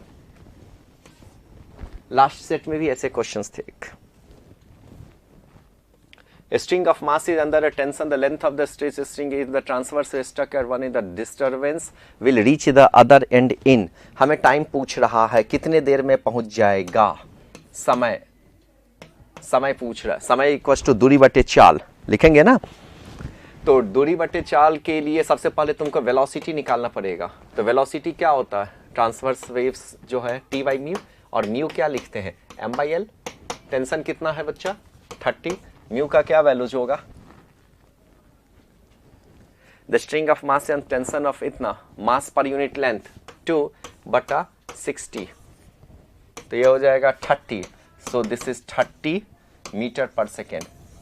स्पीड निकल गया, तो स्पीड निकल गया तो समय निकाल दो। समय इक्वल टू दूरी, दूरी कितना सेंटीमीटर है 30, 60/30 इक्वल टू 2 सेकेंड, 22 का 3। ओके, बढ़ते चलो। 60 सेंटीमीटर लॉन्ग एक पाइप है जो 60 सेंटीमीटर लॉन्ग है। Okay, close at one end से ये क्लोज है। Which harmonic mode of pipe is resonantly excited by source of 980 hertz. 980 hertz का फ्रीक्वेंसी से जो आपको मिलेगा वो कह रहा है जो कितना हार्मोनिक का होगा हमें फाइंड आउट करना है। तो क्लोज ऑर्गन पाइप का फंडा एल कितना दे रखा है 60 सेंटीमीटर, तो ये हो गया closed organ pipe. Closed organ pipe का ऑर्गन पाइप की फ्रीक्वेंसी क्या लिखोगे, फंडामेंटल V/4L। ठीक है, और वैल्यू पुट कर दीजिए आप, कितना हो जाएगा, V कितना दिया हुआ है 336/4 इंटू लेंथ कितना है 60 इंटू 100 सेंटीमीटर को मीटर में बना दिया, तो ये कट जाएगा। ठीक है, 6 पंचे 30, 6 के 36, सही है ना, 6 पंचे 30, 6 के 36, और ये कट जाएगा 14 चौका 56, 140 हर्ट्ज। ओके, ये 140 हर्ट्ज अपने पास आ गया। तो हमको क्या कह रहा है, जो ये कैमा नंबर होगा हार्मोनिक, कितना हार्मोनिक होगा, तो F गिवन बाय F0। कितना गिवन है बच्चा, ये कितना दिया हुआ है आपको एक क्वेश्चंस में 980/140 7। इट मीन्स कौन सा हार्मोनिक हो जाएगा, ये 7th हार्मोनिक। खत्म। Next question, the output of the given circuit in figure is, output of the given circuit in figure is, हमें इसमें आउटपुट निकालना है। यहां देख, ये है voltage, resistance. Half wave rectifier with negative cycle in output would be like the full wave rectifier, half wave rectifier। ठीक है, सबसे पहले ये बताओ जो जब आप इससे इसको कनेक्ट किए हैं, मान लेते हैं this terminal is a and this terminal is b. जब ये पॉजिटिव होगा और ये निगेटिव होगा, मतलब एक अगर पॉजिटिव है और बी क्या है, निगेटिव है, तो ये बताइए जो डायोड जो बनेगा ये कैसा बाइस्ड होगा। इस समय डायोड जो होगा वो कैसा बाइस्ड होगा, फॉरवर्ड बाइस्ड। ओके, और फॉरवर्ड बाइस्ड का जो रेसिस्टेंस होता है वो ऑलमोस्ट नेग्लिजिबल होता है। ठीक है, कोई भी रेसिस्टेंस फॉरवर्ड बाइस्ड में नहीं होगा। तो अगर नहीं होगा तो potential difference across the diode क्या हो जाएगा, potential difference across the diode लगभग ना कि वो भी नेग्लिजिबल होगा, ऑलमोस्ट जीरो। नेग्लिजिबल मतलब जीरो, कोई पोटेंशियल डिफरेंस नहीं होगा। किस बाइस में, फॉरवर्ड बाइस में। अगर ए कैसा होगा, पॉजिटिव। अगर आप रिवर्स की बात करो, ए को निगेटिव कर दो और बी को पॉजिटिव कर दो, अब ये कैसा बाइस्ड होगा, रिवर्स बाइस्ड। और रिवर्स बाइस का बताओ रेसिस्टेंस क्या होता है, बहुत बहुत ज्यादा होता है। ठीक है, तो अगर रिवर्स बाइस का रेसिस्टेंस बहुत बहुत ज्यादा होगा तो इसके अक्रॉस जो पोटेंशियल डिफरेंस होगा वो एक्चुअली क्या होगा, ये पोटेंशियल डिफरेंस के बराबर होगा, कितना, Vm into sine omega T हो जाएगा ना। तो आप क्या लिख सकते हैं, सो ये किसके जैसे बिहेव करेगा, फुल वेव या हाफ वेव, ये बिहेव करेगा हाफ वेव रेक्टिफायर के जैसे। सो हम कह सकते हैं half wave rectifier with negative cycles in output. ये half wave, full wave rectifier नहीं, half wave rectifier with negative cycles in output. So हमारा ऑप्शन फर्स्ट चला जाएगा। ठीक है, आगे बढ़ते हैं। The conductivity of semiconductor increases with increase in temperature. क्यों बढ़ता है, जब आप टेम्परेचर बढ़ाते हो तो क्या चेंज होगा सेमीकंडक्टर का, number of electrons reaching conduction band बढ़ जाएगा। और अगर number of electrons conduction band में बढ़ जाएगा तो हम कह सकते हैं उसका रिलैक्सेशन टाइम जो होगा वो डिक्रीज हो जाएगा। यही इंपॉर्टेंट है, इसका रिलैक्सेशन टाइम डिक्रीज हो जाएगा। ठीक है ना, तो रिलैक्सेशन टाइम अगर डिक्रीज हो जाएगा तो ऑब्वियसली कंडक्टिविटी उसकी बढ़ जाएगी। So direct straightforward, third option. हाँ बच्चों, what happens during regulation action of a Zener diode, कह रहा है जीना डायोड का रेगुलेशन। हमको पता है जीना डायोड किसके जैसे बिहेव करेगा, वोल्टेज रेगुलेटर।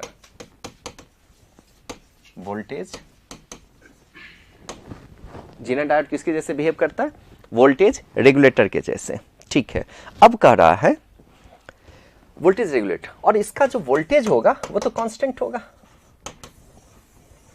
तो वोल्टेज कांस्टेंट होने का मतलब क्या हो गया, करंट कांस्टेंट होगा क्या, नहीं, करंट तो चेंज होगा। करंट कांस्टेंट होगा क्या, नहीं होगा, करंट क्या होगा, चेंज होगा। और अगर करंट चेंज होगा रेजिस्टेंस में तो वोल्टेज को मेंटेन रखने के लिए हमको निश्चित रूप से आरएस की भी वैल्यूज, मतलब रेजिस्टेंस की भी वैल्यूज को चेंज करना पड़ेगा। रेजिस्टेंस की भी वैल्यूज को चेंज करना पड़ेगा। फिर से समझ, जीना डायोड वोल्टेज रेगुलेटर के काम कर रहा है। वोल्टेज अगर यहां कांस्टेंट हो रहा है जीना डायोड में तो आई को चेंज करना पड़ेगा।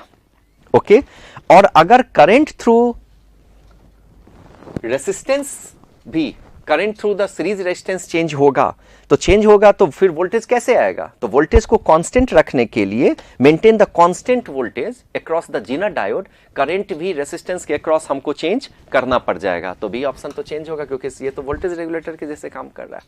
अच्छा, अब रेजिस्टेंस क्या होगा जीनर का, चेंज होगा या नहीं होगा, क्या जीनर रेजिस्टेंस कांस्टेंट होगा क्या, जी नहीं, बिल्कुल नहीं होगा। हम कह सकते हैं जो जीना डायोड जो रेजिस्टेंस ऑफर करेगा, जीना डायोड जो रेजिस्टेंस ऑफर करेगा वो भी जीनर का रेजिस्टेंस चेंज होगा। क्यों, क्योंकि उसको करंट क्या हो रहा है, वेरी हो रहा है ना। सारा गेम इसी पर है, करंट तो वेरी हो रहा है, तो करंट अगर वेरी हो रहा है तो निश्चित रूप से रेजिस्टेंस ऑफर जो होगा जीनर का वो भी चेंज हो जाएगा। एक बार मैं फिर से आपको बता दूं मैंने क्या किया। Actually Zener diode is a voltage regulator. बस आप इतना समझो, ये वोल्टेज रेगुलेट कर रहा है। तो पोटेंशियल डिफरेंस आपको कांस्टेंट रखना है। वोल्टेज डायोड के अक्रॉस वोल्टेज क्या होगा? कांस्टेंट। तो वोल्टेज कांस्टेंट रखने के लिए आई को भी चेंज करना पड़ेगा, और अगर आई चेंज हो रहा है तो definitely I through the resistance को भी चेंज करना पड़ेगा, क्योंकि to maintain the constant potential difference. बस ये है। अब resistance offered by Zener changes, yes of course changes. क्यों changes? To adjust the varying current. Varying current को हमें एडजस्ट करना है। वैरिंग करंट को एडजस्ट करने के लिए रेसिस्टेंस को भी हमें चेंज करना पड़ेगा। ठीक है, एक ही बात है जो बताया जा रहा। 27 नंबर। और बच्चों, रिपल्स। रिपल्स होता क्या है? 27, to reduce the ripples in a rectified circuit with capacitor filter. अगर आप कैपेसिटर फिल्टर्स लगा दिए हैं तो रिपल्स का फॉर्मूला क्या होता है? R is equal to 1/4√3 RC into F। This is the formula of ripples. अब आप देख लो, to reduce the ripple in rectified with capacitor, R should be increase. क्या हम R को इंक्रीज करके ये कर पाएंगे, रिपल्स को रिड्यूस कर पाएंगे? यस, क्योंकि ये इसका इन्वर्सली हो गया। बिल्कुल। उसके बाद क्या कर रहा है? Input frequency should be decrease. नहीं, इसको बढ़ाना पड़ेगा, ये गलत हो गया। Input frequency should be increase, या फॉर्मूला में है। Capacitor high will be use, yes. So the answer is this.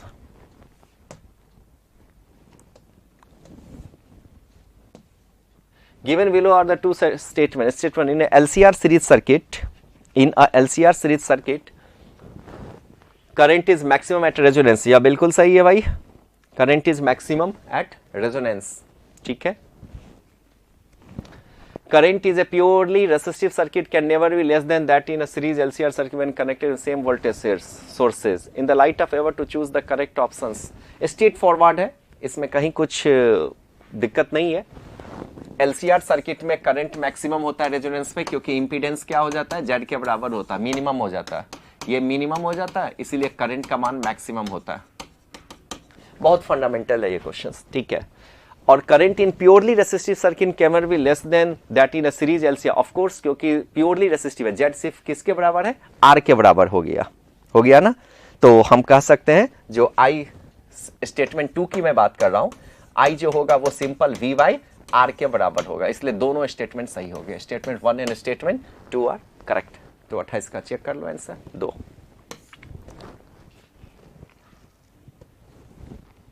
देख, the variation of stopping potential as a function of frequency of the incident for a metal, the work function. हाँ, work function होता क्या है भाई? आपने जब graph देखा होगा, स्टॉपिंग पोटेंशियल और फ्रीक्वेंसी का ये पॉइंट्स जो होता है, ये किसकी वैल्यू जो होती है? थ्रेशोल्ड फ्रीक्वेंसी का। थ्रेशोल्ड फ्रीक्वेंसी, ये किसकी वैल्यू जो होती है? Threshold frequency. तो हमें वर्क फंक्शन का मान पूछ रहा है। वर्क फंक्शन मतलब फाई का मान पूछा जा रहा है। तो फाई बराबर फॉर्मूला लगा दो, H into mu naught. Answer कितना आएगा? आंसर H की वैल्यूज पुट कर दो, 6.63 इंटू 10 का पावर -4, म्यू नॉट की वैल्यू 10 इंटू 10 का पावर 14। इसी को सॉल्व करोगे तो आंसर आ जाएगा आपका 4.1314। एक मिनट, ये जूल में आएगा बच्चों। ये किस में आएगा? जूल में आएगा। आपको आंसर किस में बोल रहा है? इलेक्ट्रॉन वोल्ट में। डिवाइड कर दो कितना से? 1.6 इंटू 10 का पावर -19 से, तो ये आंसर आ जाएगा। ठीक है, आगे बढ़ते हैं।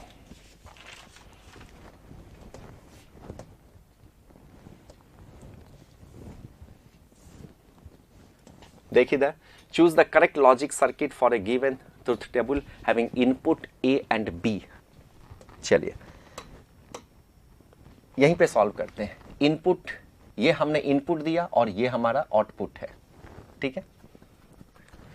तो इनपुट एंड आउटपुट में देखो, ये 0 दिए, ये 0 दिए, ये दोनों 0 दिए, आउटपुट भी 0, 0 1 0 1 0 1 1 1 1।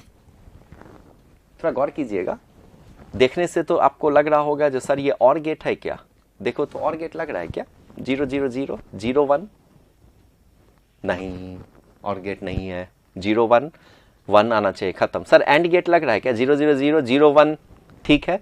1 0 0 होना चाहिए, नहीं, ये भी नहीं, एंड गेट है। फिर ये गेट कैसा है और उसके हिसाब से हमको इसका डायग्राम को चेक करना है। तो आपको जब ट्रुथ टेबल इसका चेक करना है, कौन सा गेट बनेगा इस ट्रुथ टेबल में, तो हम लोग क्या यूज करें, बूलियन अलजेब्रा और डी मॉर्गन्स थ्योरम्स को यूज करते हैं। चलिए इधर देख, ए और बी एक एक करके देखो, ये है क्या, ए और बी, यहां क्या लिख सकते हैं, ए प्लस बी, और इसका आउटपुट क्या है, ये तो और गेट है, और ये कौन सा एंड गेट है, मतलब ए प्लस बी डॉट बी। बोलो जी, लिख सकते हैं, लिख सकते हैं ना, देख लो इधर, अरे ये और गेट है भाई, और गेट है तो ए प्लस बी, और इसके साथ जो इनपुट है वो क्या हो जाएगा, एंड, तो ए प्लस बी इंटू बी। अब ये क्या लिखेंगे, एक स्टेप्स इसको और आगे बढ़ो, मैं ऊपर लिख रहा हूं, इसको लिख सकते हैं a b plus b into b, देख लो सही है। और हम फिर से एक स्टेप्स बढ़ते हैं, ये हो जाएगा a into b plus b into b, क्या होगा b, सही है। यहां से कॉमन ले लो b, तो क्या हो जाएगा a प्लस वन, और a प्लस वन क्या होता है बता दे रहा हूं, a प्लस वन या वन प्लस a, ये एक्चुअली वन होता है, one plus A one, one plus B one, तो वन प्लस ए क्या होगा वन, मतलब आंसर क्या आ गया बी। क्या ये आउटपुट बी है, जीरो नहीं, आउटपुट बी है क्या, नहीं, ये आउटपुट है क्या एक्चुअली, 0 0 0 0, ये एक्चुअली आउटपुट ए के बराबर होगा, जो कि बी आ रहा है, मतलब ये ऑप्शन गलत हो गया। ओके ओके, चलिए ऐसे ही चेक करते हैं सेकंड को। और बच्चों थोड़ा गौर कीजिएगा, ये है क्या ए बी, यहां क्या बना a प्लस बी, और यहां क्या बना a प्लस बी बार, इसके साथ हमको क्या बना a plus b bar dot a, देख लो अच्छे से, a plus b bar dot a, सही है ना। अब a plus b bar dot a plus b bar dot a, यही ना हमारा आउटपुट बना, ठीक है। डी मॉर्गन्स थ्योरम लगाओगे, इसको अगर ब्रेक करोगे तो ये क्या हो जाएगा, A bar dot B bar dot A लिखेंगे, और ए डॉट ए बार ये तो जीरो हो जाएगा, ये तो कहीं से आंसर नहीं दिख रहा, खत्म करो इसको। नेक्स्ट आइए, नेक्स्ट क्या कह रहा है बच्चा, ये क्या होगा ए प्लस बी, और यहां क्या होगा a plus b dot a. चलिए आगे बढ़ते हैं, इसको लिखेंगे a dot A plus a dot b, और a डॉट ए किसके बराबर, अभी जस्ट हम लोग b डॉट बी, तो a डॉट ए किसके बराबर हो जाएगा, a के बराबर, प्लस a इंटू बी, यहां से a हम ले ले तो क्या बचा 1 प्लस बी, और अभी जस्ट आपको बोले हैं 1 प्लस ए 1 और 1 प्लस बी 1, तो ये हो जाएगा a इंटू 1, मतलब a मिल गया, क्योंकि हमें आउटपुट ए चाहिए, सो दिस इज द आंसर। 4 तुम्हारा काम है चेक करना, नहीं आएगा ये कैसे, यहां क्या बनेगा, अरे यहां क्या बनेगा ए प्लस बी, और ए का यहां क्या हो गया ए बार, और इन दोनों का हमें डॉट चाहिए, तो A bar dot A plus B करके देखना, ये ए के बराबर नहीं आएगा। ओके चलिए, ओके आगे बढ़ते हैं। Electron with speed v and photon with speed c have the same de Broglie wavelength. Wavelength of electron is equals to wavelength of photon. Kinetic energy and momentum भी दे रखा है photons का, which of the following is correct? दोनों का energy का ratio और momentum का ratio निकाल लो, ऑटोमेटिकली आंसर आ जाएगा। तो चलिए पहले एक एक करके निकालते हैं। काइनेटिक एनर्जी ऑफ इलेक्ट्रॉन क्या होगा, half m v square. Kinetic energy of electron क्या हो जाएगा, हाफ एम ई, क्या स्पीड दिया हुआ इलेक्ट्रॉन का, v का स्क्वायर, ठीक है। वैसे ही काइनेटिक एनर्जी मतलब एनर्जी ऑफ फोटोन क्या होगा बच्चों, फोटोन की एनर्जी क्या लिखेंगे, hc बाई लैम्डा, इसको लिख सकते हैं hc बाय, और लैम्डा, लैम्डा को क्या लिख सकते हैं h by D Broglie wavelength से h by m mass into velocity, velocity क्या है c, mass of photon, mp into c, H ने H को कैंसिल किया, ये क्या हो जाएगा MP इंटू सी का स्क्वायर। देखिए बहुत सिंपल है, बस सॉल्व करते जा रहे हैं, MP इंटू सी का स्क्वायर। अच्छा ओके, और दोनों का डी ब्रॉगली वेवलेंथ आपको इक्वल दिया हुआ है, तो आइए इक्वेट करते हैं दोनों को। इसीलिए kinetic energy electron by energy photon, this is equal to half ME V का square divided by MP into C का स्क्वायर। ओके, अब दोनों का क्या इक्वेट है, मोमेंटम। क्या इक्वेट है, मोमेंटम। तो मोमेंटम की वैल्यूज रख दो आप इसको, तो ये क्या आ जाएगा, हाँ सेम डी ब्रॉगली वेवलेंथ, ये इक्वल है। यहां देख, लैम्डा इक्वल टू क्या लिखोगे, lambda H by ME, speed क्या है V, जस्ट वैल्यू पुट करते चलो, H by MH into C, इससे ये कट गया, मतलब MEV equal to MH into C होगा ना, वहां वैल्यू पुट कर देख, हाफ ME को क्या लिख सकते हैं, ME equal to MHC by V, MH देखो ना, ME equal to MHC by V, तो लिखेंगे MHC by V into V square divided by mass of, actually ये मास ऑफ फोटोन है बच्चा, mass of photon by MP into c square. अरे ये mass of photon है, ठीक है, MP से MP कट गया, एक C से एक C कट गया, एक V से एक V कट गया, क्या आ गया आपको V बाई 2C। कुछ नहीं किया गया, एनर्जी के रेशियो मोमेंटम से यूज कर दिया, तो एनर्जी का रेशियो मतलब एक तो आंसर हमारा आ गया बच्चा E। एनर्जी का रेशियो क्या है, 2C बाई V, नहीं V बाई 2C, मतलब ये है। अब क्या कर रहा है, मोमेंटम का रेशियो निकालो, तो मोमेंटम का रेशियो आप निकालिए, मोमेंटम का रेशियो तो अभी जस्ट निकाले, यही तो है मोमेंटम का रेशियो, यही तो है मोमेंटम का रेशियो। H बाई H अगर कैंसिल कर दो तो MEV इक्वल टू MPC, तो मोमेंटम का रेशियो ME बाई MP क्या होगा, C बाई V। कोई है क्या ऐसा, नहीं है, इट मींस एक ही आंसर जाएगा इसका, सेकंड ऑप्शन, ठीक है। चलो इधर देखो 32 नंबर क्वेश्चंस, फटाफट। Given below 2:1 is left as assertion इतना, the Bohr's model applicable to hydrogen like atoms only, बिल्कुल सही है भाई, हाइड्रोजन और हाइड्रोजन लाइक एटम्स के लिए डिफाइन होगा। The formulation is does not include the repulsive force between electron, या ये भी सही है। ये किसके लिए डिफाइन है, हाइड्रोजन और हाइड्रोजन लाइक एटम्स के लिए।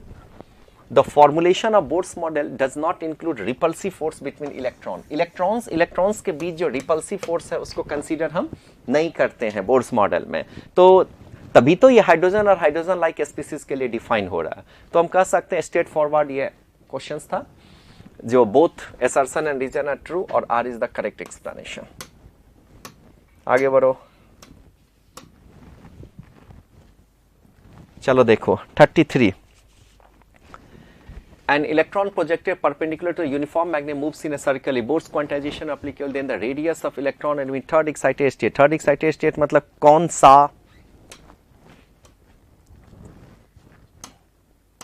State, fourth.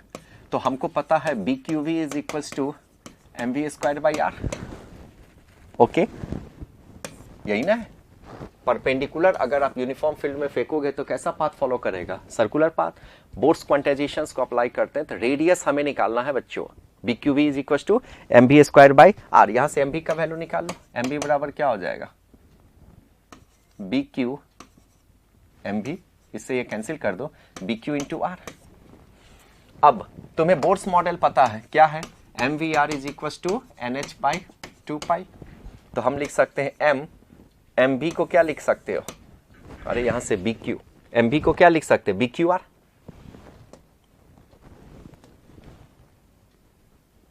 MV को क्या लिख सकते हैं, BQR into r, r square equal to n h by 2 pi. So r is equal to n h by 2 pi into b q का दिस वन। किस state की बात हो रहा है? थर्ड एक्साइटेड स्टेट, मतलब n इक्वल टू 4। सो ये हो जाएगा 4h by 2 pi into b q. Answer 4h by, check कर लो, इसे कैंसिल कर लो यार, 2h by pi B Q, check कर लीजिए, वो आंसर चला जाए 2h by pi B Q.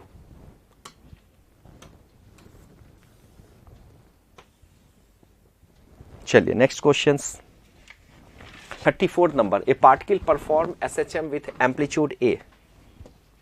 एक पार्टिकल्स एम्पलीट्यूड ए है, its speed is double at the instant when x की क्या वैल्यूज दिया हुआ है तुम्हें? x इक्वल टू क्या दिया हुआ है? 3/4a। मान लो उस समय एम्पलीट्यूड क्या था? a। वेलोसिटी क्या थी? v। तो फॉर्मूला होता है v equal to omega under root a square minus x square. तो v is equal to omega a square minus x square 3a/4। तो इसको क्या लिखोगे? 9a square by 16, equation number first. ठीक है, आगे देख। अब कह रहा है जो स्पीड को आप क्या कर दो, डबल कर दो उस इंस्टेंट पे, तो एम्पलीट्यूड बढ़ जाएगा, न्यू एम्पलीट्यूड आएगा a डैश। तो a डैश आएगा तो स्पीड को तुमने डबल कर दिया 2v। क्या ओमेगा चेंज होगा क्या? नहीं।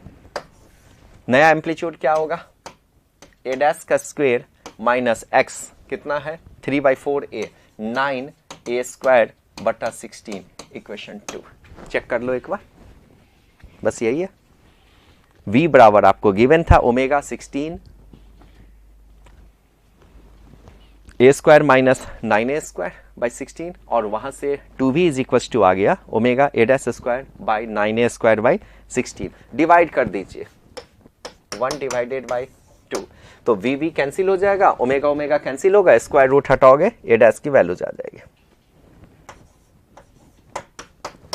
यहां से a डैश की वैल्यूज आपके पास आ जाएगी रूट 37/4a।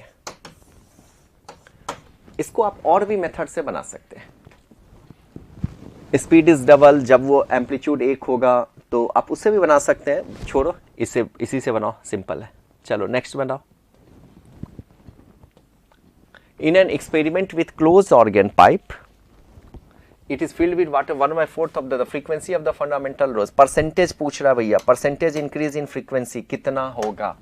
तो बताइए, क्लोज ऑर्गन पाइप का फंडामेंटल फ्रीक्वेंसी F0 क्या होता है? V/4 है। बोलो, अब कितना आपने भर दिया वाटर से? 1/4 फिल कर दिया बाय वाटर। तो अगर आपने 1/4 फिल कर दिया वाटर से तो बचा कितना? न्यू लेंथ कितना हो जाएगा? New length L minus L/4 equal to 3L/4। तो अब नई फ्रीक्वेंसी कितनी हो जाएगी बच्चा? V/4 3L/4, ये चला जाएगा 4 ऊपर चला जाएगा, ठीक है, 4V/4 इंटू 3L। और इसको हम लिख सकते हैं 4/3 V/4L, और V/4L किसके बराबर है बच्चा? F0। तो हम इसको लिख सकते हैं क्या? 4/3 F0। तो हमें निकालना है परसेंटेज। परसेंटेज मतलब चेंज बटा ओरिजिनल इंटू 100। तो हम लिख सकते हैं 4/3 F0 माइनस, इसको हम F0 मान लेते हैं, divided by F0 into 100। F0 cancel, 4/3 minus 1, 1/3 into 100, 33.3%, increases by 33.3%। Okay, चलो जी प्यारे बच्चों। ओके बच्चों, 36 नंबर क्वेश्चंस देखिए। ए ट्यूनिफॉर्म वाइब्रेट्स विद फ्रीक्वेंसी इतना और गिव्स 1 बीट पर सेकेंड। नंबर ऑफ बीट कितना दिया हुआ है पर second? 1। With the 4th normal mode of vibration of an organ pipe. तो ऑर्गन पाइप का दे रखा है आपको, कौन सा ऑर्गन पाइप है? Open organ pipe. The fourth fundamental frequency, fourth fundamental frequency क्या होगा? V बाई 12, डायरेक्ट फॉर्मूला लिख देता हूं, into 4, this is equal to 4 beats कितना है? 1 बीट्स 48। V कितना दिया हुआ है? 336 by 2 into l into 4 is equal to 448। यहां से L निकल जाएगा आपको, कितना आएगा? 1.5 मीटर, या लिख सकते हैं 150 सेंटीमीटर। ठीक है, आगे बढ़ते हैं। A small particle of mass m such a way the potential energy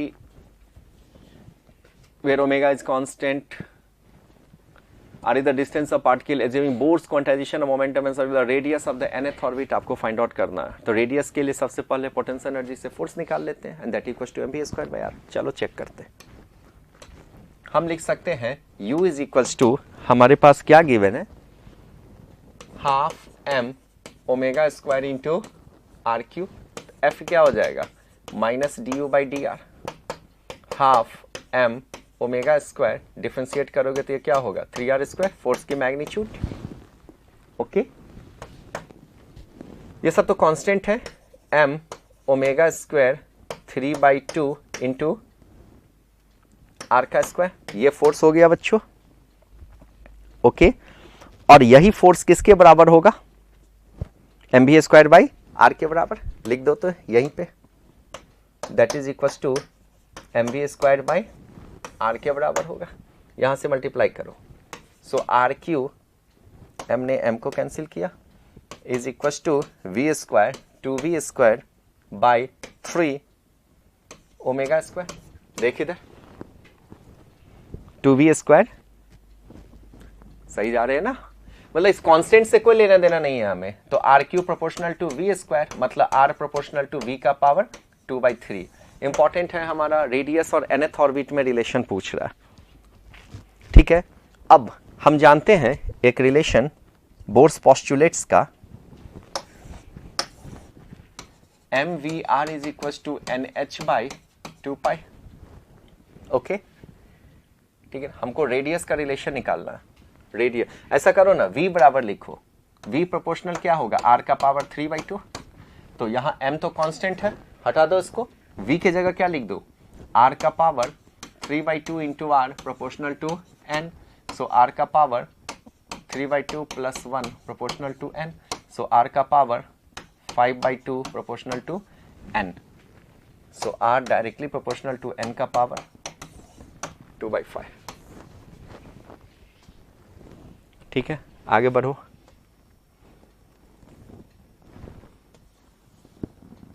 yes, 38 number. If the binding energy per nucleons, हमें दे रखा है binding energy per nucleons of lithium and helium nuclei, यार दिस वन,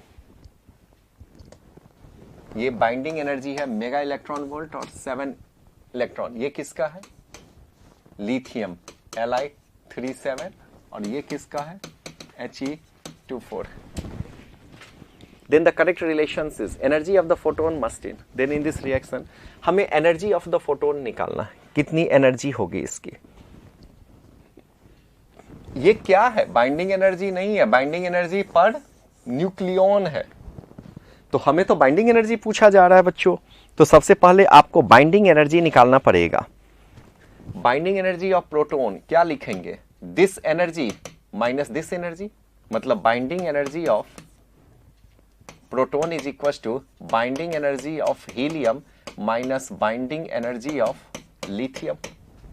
ठीक है, अब गौर से देखो, हीलियम का ये बाइंडिंग एनर्जी नहीं है, ये बाइंडिंग एनर्जी पर न्यूक्लियॉन है, तो हमें बाइंडिंग एनर्जी निकालना पड़ेगा, तो इसे मल्टीप्लाई कर देंगे इसमें।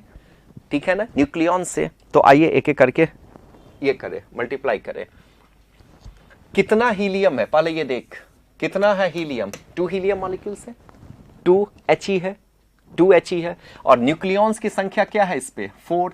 तो बाइंडिंग एनर्जी ये है, बाइंडिंग एनर्जी पर न्यूक्लियॉन ये है इसका 7। तो बाइंडिंग एनर्जी क्या लिखोगे?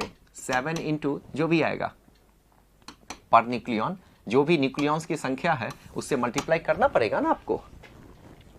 तो हीलियम में क्या होगा आपका बाइंडिंग एनर्जी, दिया हुआ कितना इलेक्ट्रॉन वोल्ट है 7 इंटू इसकी न्यूक्लियॉन की संख्या क्या है 4 और ये है कितना मॉलिक्यूल्स 2, तो 4 दूना 8 हो गया direct, minus binding energy of lithium की कितनी है एनर्जी पर न्यूक्लियॉन 5.6 इंटू इसमें न्यूक्लियॉन्स की कितनी संख्या है आपका 7, अरे भाई ये वाली न्यूक्लियॉन्स की संख्या क्या है 7, बस यही आंसर है, बहुत सिंपल था, बस एडजस्ट करना था आपको बाइंडिंग एनर्जी के फॉर्म में, ठीक है। तो 7 to 8 माइनस दिस, ये हो जाएगा आपको 8 7 56 minus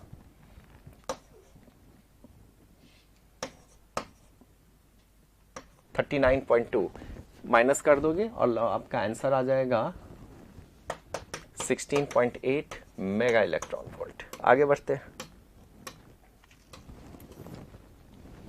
What is the conductivity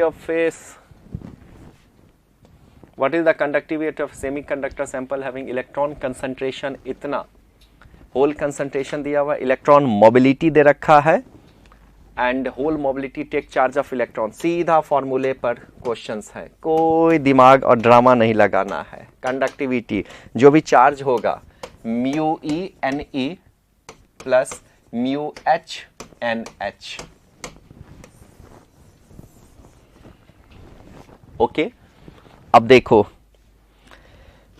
electronic charge कितना दिया हुआ है 1.6 इंटू 10 का पावर माइनस 19 म्यू ई की क्या वैल्यू है बच्चा, हाँ मोबिलिटी क्या दिया हुआ है इलेक्ट्रॉन का 1.5, कंसंट्रेशन क्या दिया हुआ है इलेक्ट्रॉन कंसंट्रेशन 3 इंटू 10 का पावर 17 प्लस म्यू एच क्या दिया हुआ है होल्स मोबिलिटी 0.02 इंटू एच क्या दिया हुआ है इसका होल कंसंट्रेशन 3 इंटू 10 का पावर 18, बस यही तो है, ओके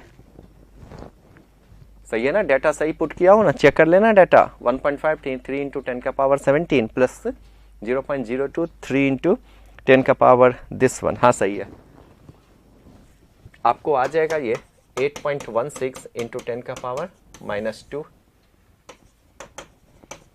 पर ओम पर मीटर। आगे बढ़ो। Purely capacitive circuit, purely inductive circuit, LCR series circuit at resonance, LCR series circuit दिया हुआ है तुम्हें, हमें एक को दूसरे से मैच करना, वी और आई का ग्राफ ड्रॉ करना है और उसका फेज देखना है हमको, ठीक है, स्ट्रेट फॉरवर्ड है। आइए समझते हैं। प्योरली कैपेसिटिव सर्किट हम क्या जानते हैं इसमें,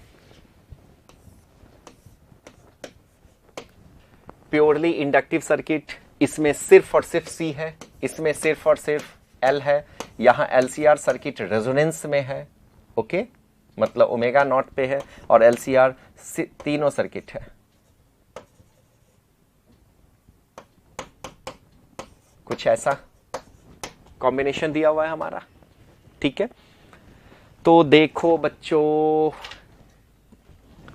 प्योरली कैपेसिटी में वोल्टेज और करंट के बीच क्या एंगल होगा 90, फटाफट, लीड कौन कर रहा है आई। प्योरली इंडक्टिव में कौन लीड कर रहा होगा voltage, purely inductive voltage. Direct question है, क्या बताऊं इसमें, एलसीआर सीरीज सर्किट में जेड जो है आर के बराबर है, तो आर के बराबर है तो ये हो जाएगा, और एलसीआर सीरीज सर्किट में आपने क्या दिया, एलसीआर सीरीज सर्किट में जेड जाएगा इस एक्सेस में, कोई एक बड़ा एक्सेल बड़ा कर दें तो रिजल्टेंट यहां जाएगा, हो गया, बन गया। अब तुम चुन लो खुद से आंसर, मतलब इसका आंसर ये हो गया। तो फाइनल आंसर क्या हो गया चेक कीजिए, ए का 1, बी का 4, सी का 2 और डी का 3, थर्ड नंबर। आगे बढ़ते हैं। या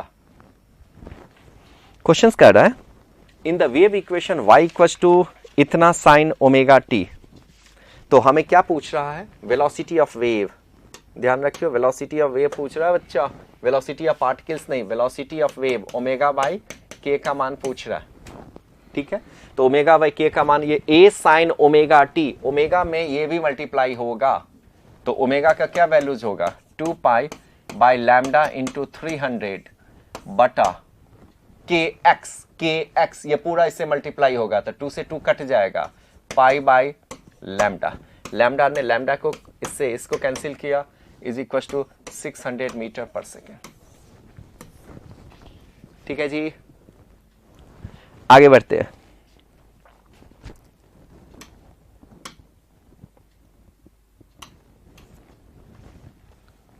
Photoelectric effect experiments. Following observations are made. Identify which of the following is correct. ठीक है। The stopping potential on the work function of the metal. क्या stopping potential work function पर निर्भर करता है जी? नहीं भैया, ये तो वो पोटेंशियल होता है जिसमें कि मैक्सिमम गेन काइनेटिक एनर्जी को भी रोकने के लिए जो पोटेंशियल की जरूरत होती है, मतलब हाई मैक्सिमम काइनेटिक एनर्जी वाले electrons. The saturation current intensity, of course current जो है वो लाइट इंटेंसिटी ऑफ लाइट बढ़ने से बढ़ता है, आप तो ग्राफ भी देखे हैं, स्ट्रेट फॉरवर्ड है इसमें। मैक्सिमम काइनेटिक एनर्जी या फ्रीक्वेंसी, या काइनेटिक एनर्जी डायरेक्टली रिलेटेड होता है किसका बच्चा, फ्रीक्वेंसी पे, इंसिडेंट से काइनेटिक एनर्जी को कोई लेना देना नहीं है। सैचुरेशन करंट को फ्रीक्वेंसी से कोई लेना देना नहीं है, फ्रीक्वेंसी से सिर्फ काइनेटिक एनर्जी उस इलेक्ट्रॉन की बढ़ जाएगी, ये भी सही होगा। ठीक है। Photo electric using the wave theory of light, नहीं भाई, पार्टिकल्स खत्म करो, चेक कर लो आंसर बी एंड सी।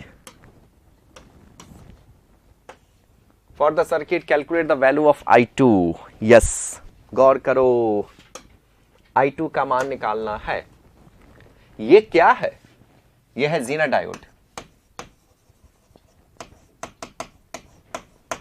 क्या है बच्चा, जीना डायोड। तो मान लो ये है जीना डायोड, जीना डायोड। आपको पता है जो यहां पर कितना वोल्टेज आप दे रहे हैं 60 वोल्ट, यहां कितना ओम है 800 ओम, यहां कितना रेसिस्टेंस है 1000। पूछ क्या रहा है, calculate the value of I2। I2 का मान हमसे पूछा जा रहा है, I2 का मान क्या होगा। तो एक काम करते हैं, मान लेते हैं यहां से करंट आया I, यहां करंट गया I1 और यहां करंट गया I2। तो अगर मैं I1 निकाल लूं, I निकाल लूं तो I2 निकल जाएगा। अगर मैं I1 निकाल लूं, I निकाल लूं तो I2 निकल जाएगा। ठीक है। जीना डायोड किसके जैसे बिहेव करता है बच्चा, जीना डायोड बिहेव करता है वोल्टेज रेगुलेटर, वोल्टेज रेगुलेटर के जैसे बिहेव करेगा। ठीक है। तो अब बताओ इसके अक्रॉस कितना है पोटेंशियल, जीना डायोड के अक्रॉस 20 वोल्ट। अगर इसके अक्रॉस 20 वोल्ट है तो इसके अक्रॉस भी कितना वोल्ट होगा, 20 वोल्ट ही होगा, वो तो चेंज नहीं होगा। तो अगर इसके अक्रॉस 20 वोल्ट है तो I1 नहीं निकल गया, बोलो 20 बट्टा 1000 1 बट्टा 50 एम्पियर। ठीक है जी, ये निकल गया हमारा I1। तो अगर ये 20 वोल्ट है, यहां 60 वोल्ट है, तो इसके अक्रॉस कितना वोल्ट हो जाएगा 40 वोल्ट। ये वोल्टेज सेम हो गया। अगर यहां का वोल्टेज आपने निकाल लिया है कितना 20 वोल्ट, और ये पूरा सर्किट के अक्रॉस कितना वोल्टेज है आपका 60, तो ये 20 है तो ये कितना हो जाएगा 40, तो 40 हो गया तो I निकल जाएगा। I बराबर क्या लिखोगे 40 बट्टा 800, 2 बट्टा 40, 1 बट्टा 20। देख लो जी, तो I बराबर 1 बट्टा 20 और I डैश इक्वल टू 1 बट्टा 50। तो I2 का क्या मान होगा, I माइनस I1, मतलब 1 बट्टा 20 माइनस 1 बट्टा 50, 100 LCM हो जाएगा, 5 माइनस 2, 3 बट्टा 100, इतना एम्पियर हो गया। कितना हो गया एम्पियर, हमको मिली में दिया हुआ thousands, this equals to 30 milliampere. देख लो 43 का 1, एक बार चेक कर लो, सही है ना। ठीक है जी,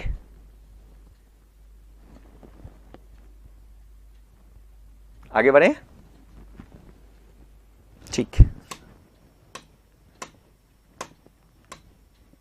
ओह, read the following statement. Volume of the nucleus is directly proportional to the mass number. Volume of nucleus is independent of volume of nucleus is directly cube root and so on. ठीक है, volume of nucleus is directly proportional to mass number. आप एक relation जानते हैं radius और मास number का। Radius और मास number का क्या होता है रिलेशन? रेडियस और मास नंबर का, आर इज प्रोपोर्शनल टू ए का पावर 1/3 और वॉल्यूम क्या होता है? आर का क्यू। तो जब आप इसको रखेंगे तो इसका मतलब वॉल्यूम किसके प्रोपोर्शनल हो गया? ए का। अरे 1/3 और 3 तो कट जाएगा, इसका मतलब volume of nucleus is directly proportional to mass number. First option सही हो गया, ठीक है।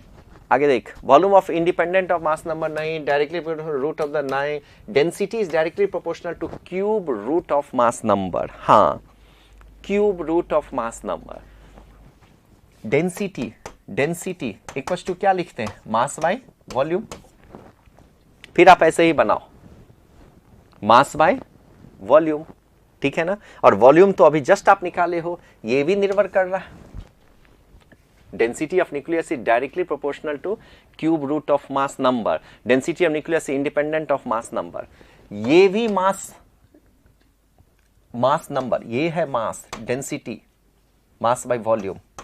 ये भी प्रोपोर्शनल होगा ए का, ये भी प्रोपोर्शनल होगा ए का, इसलिए ये कट जाएगा। इसलिए डेंसिटी जो होगा वो इंडिपेंडेंट होगा किसका? मास नंबर का, डायरेक्टली प्रोपोर्शनल नहीं होगा। इसलिए हमारा आंसर क्या चला जाएगा? E to E, A and E.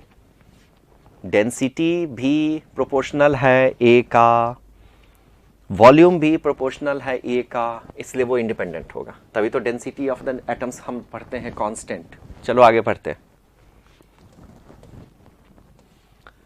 A wave y equals to a cos omega t minus kx meets with another wave producing an antinodes, then the equation of unknown waves is। एक बात बताओ, antinodes कहां बनेगा? जहां displacement क्या होता है? Maximum. Nodes कहां बनता है? जहां पर जीरो। अब यहां पे दो वेव्स आ रहे हैं, सुपर इंपोज हो रहा है, स्टेशनरी वेव्स आ रहे हैं, तो रिफ्लेक्ट होके ना antinodes at x equal to 0, then the equation नहीं, स्ट्रिंग्स में अनदर वेव। एक इक्वेशन क्या दिया हुआ है बच्चा? a cos omega t minus के एक्स, ठीक है, y1। मान लेते हैं y2 इक्वेशन जो आ रहा है हमारा a cos omega t plus K x, late, ठीक है। ये किस डायरेक्शन में होगा? पॉजिटिव। ये किस डायरेक्शन में होगा? Negative, x direction, opposite direction. Super impose करो और तुम देखो सुपर इंपोज करके क्या देखना है, जो y की वैल्यू मैक्सिमम आ रहा है या नहीं, x इक्वल टू 0 पे। x इक्वल टू 0 पे y अगर मैक्सिमम आ गया तो वो क्या बनेगा? एंटीनोड। क्या बनेगा? एंटीनोड। चलो ठीक है, तो रिजल्टेंट एम्पलीट्यूड्स क्या बनेगा? y is equal to y1 plus y2। आइए इसको ऐड करते हैं। ये किस फॉर्मूले पे बैठेगा? Sine c plus d, sorry cos c plus d. तो कॉस c प्लस डी का क्या फॉर्मूला होता है? 2 cos c plus d by 2, ठीक है ना, into cos c minus d by 2। हम डायरेक्ट लिखते हैं इसको y1 प्लस y2। ये किस फॉर्मूला पे बैठा बच्चा? cos c plus D, cos c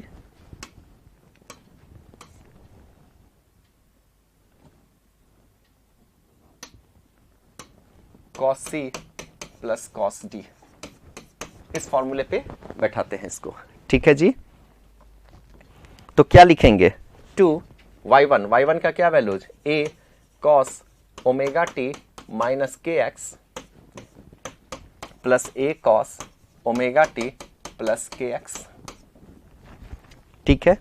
बढ़ते चलो, इसको लिखते चलो। दिस इज इक्वल टू क्या बन जाएगा? हाँ, cos c plus cos d। Formula क्या बोला हूं? 2 cos, तो 2 a कॉमन ले लेते हैं, cos ओमेगा टी माइनस के एक्स मतलब cos C plus cos D by two plus omega T plus K X by two. Okay जी, कैलकुलेशन चेक करते रहना, तुम्हारा काम है, कैलकुलेशन गलती ना कर बैठे। उसके बाद cos omega T minus omega T minus के एक्स। हाँ ठीक है, कैंसिल होगा कुछ, के एक्स इधर से ओमेगा टी। बच्चों मैं इधर मिटा रहा हूं, x इक्वल टू 0 पे अगर y मैक्सिमम आ गया तो हम कह देंगे भैया एंटी नोड बनेगा।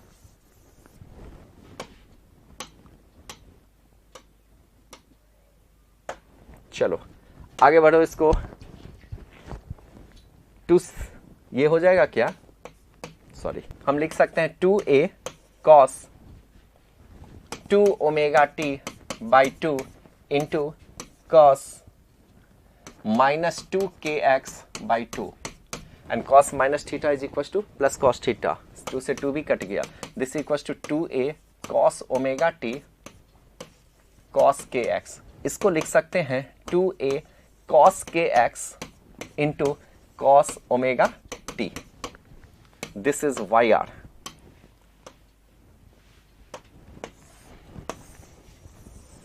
अब देखो हमें क्या प्रूफ करना है,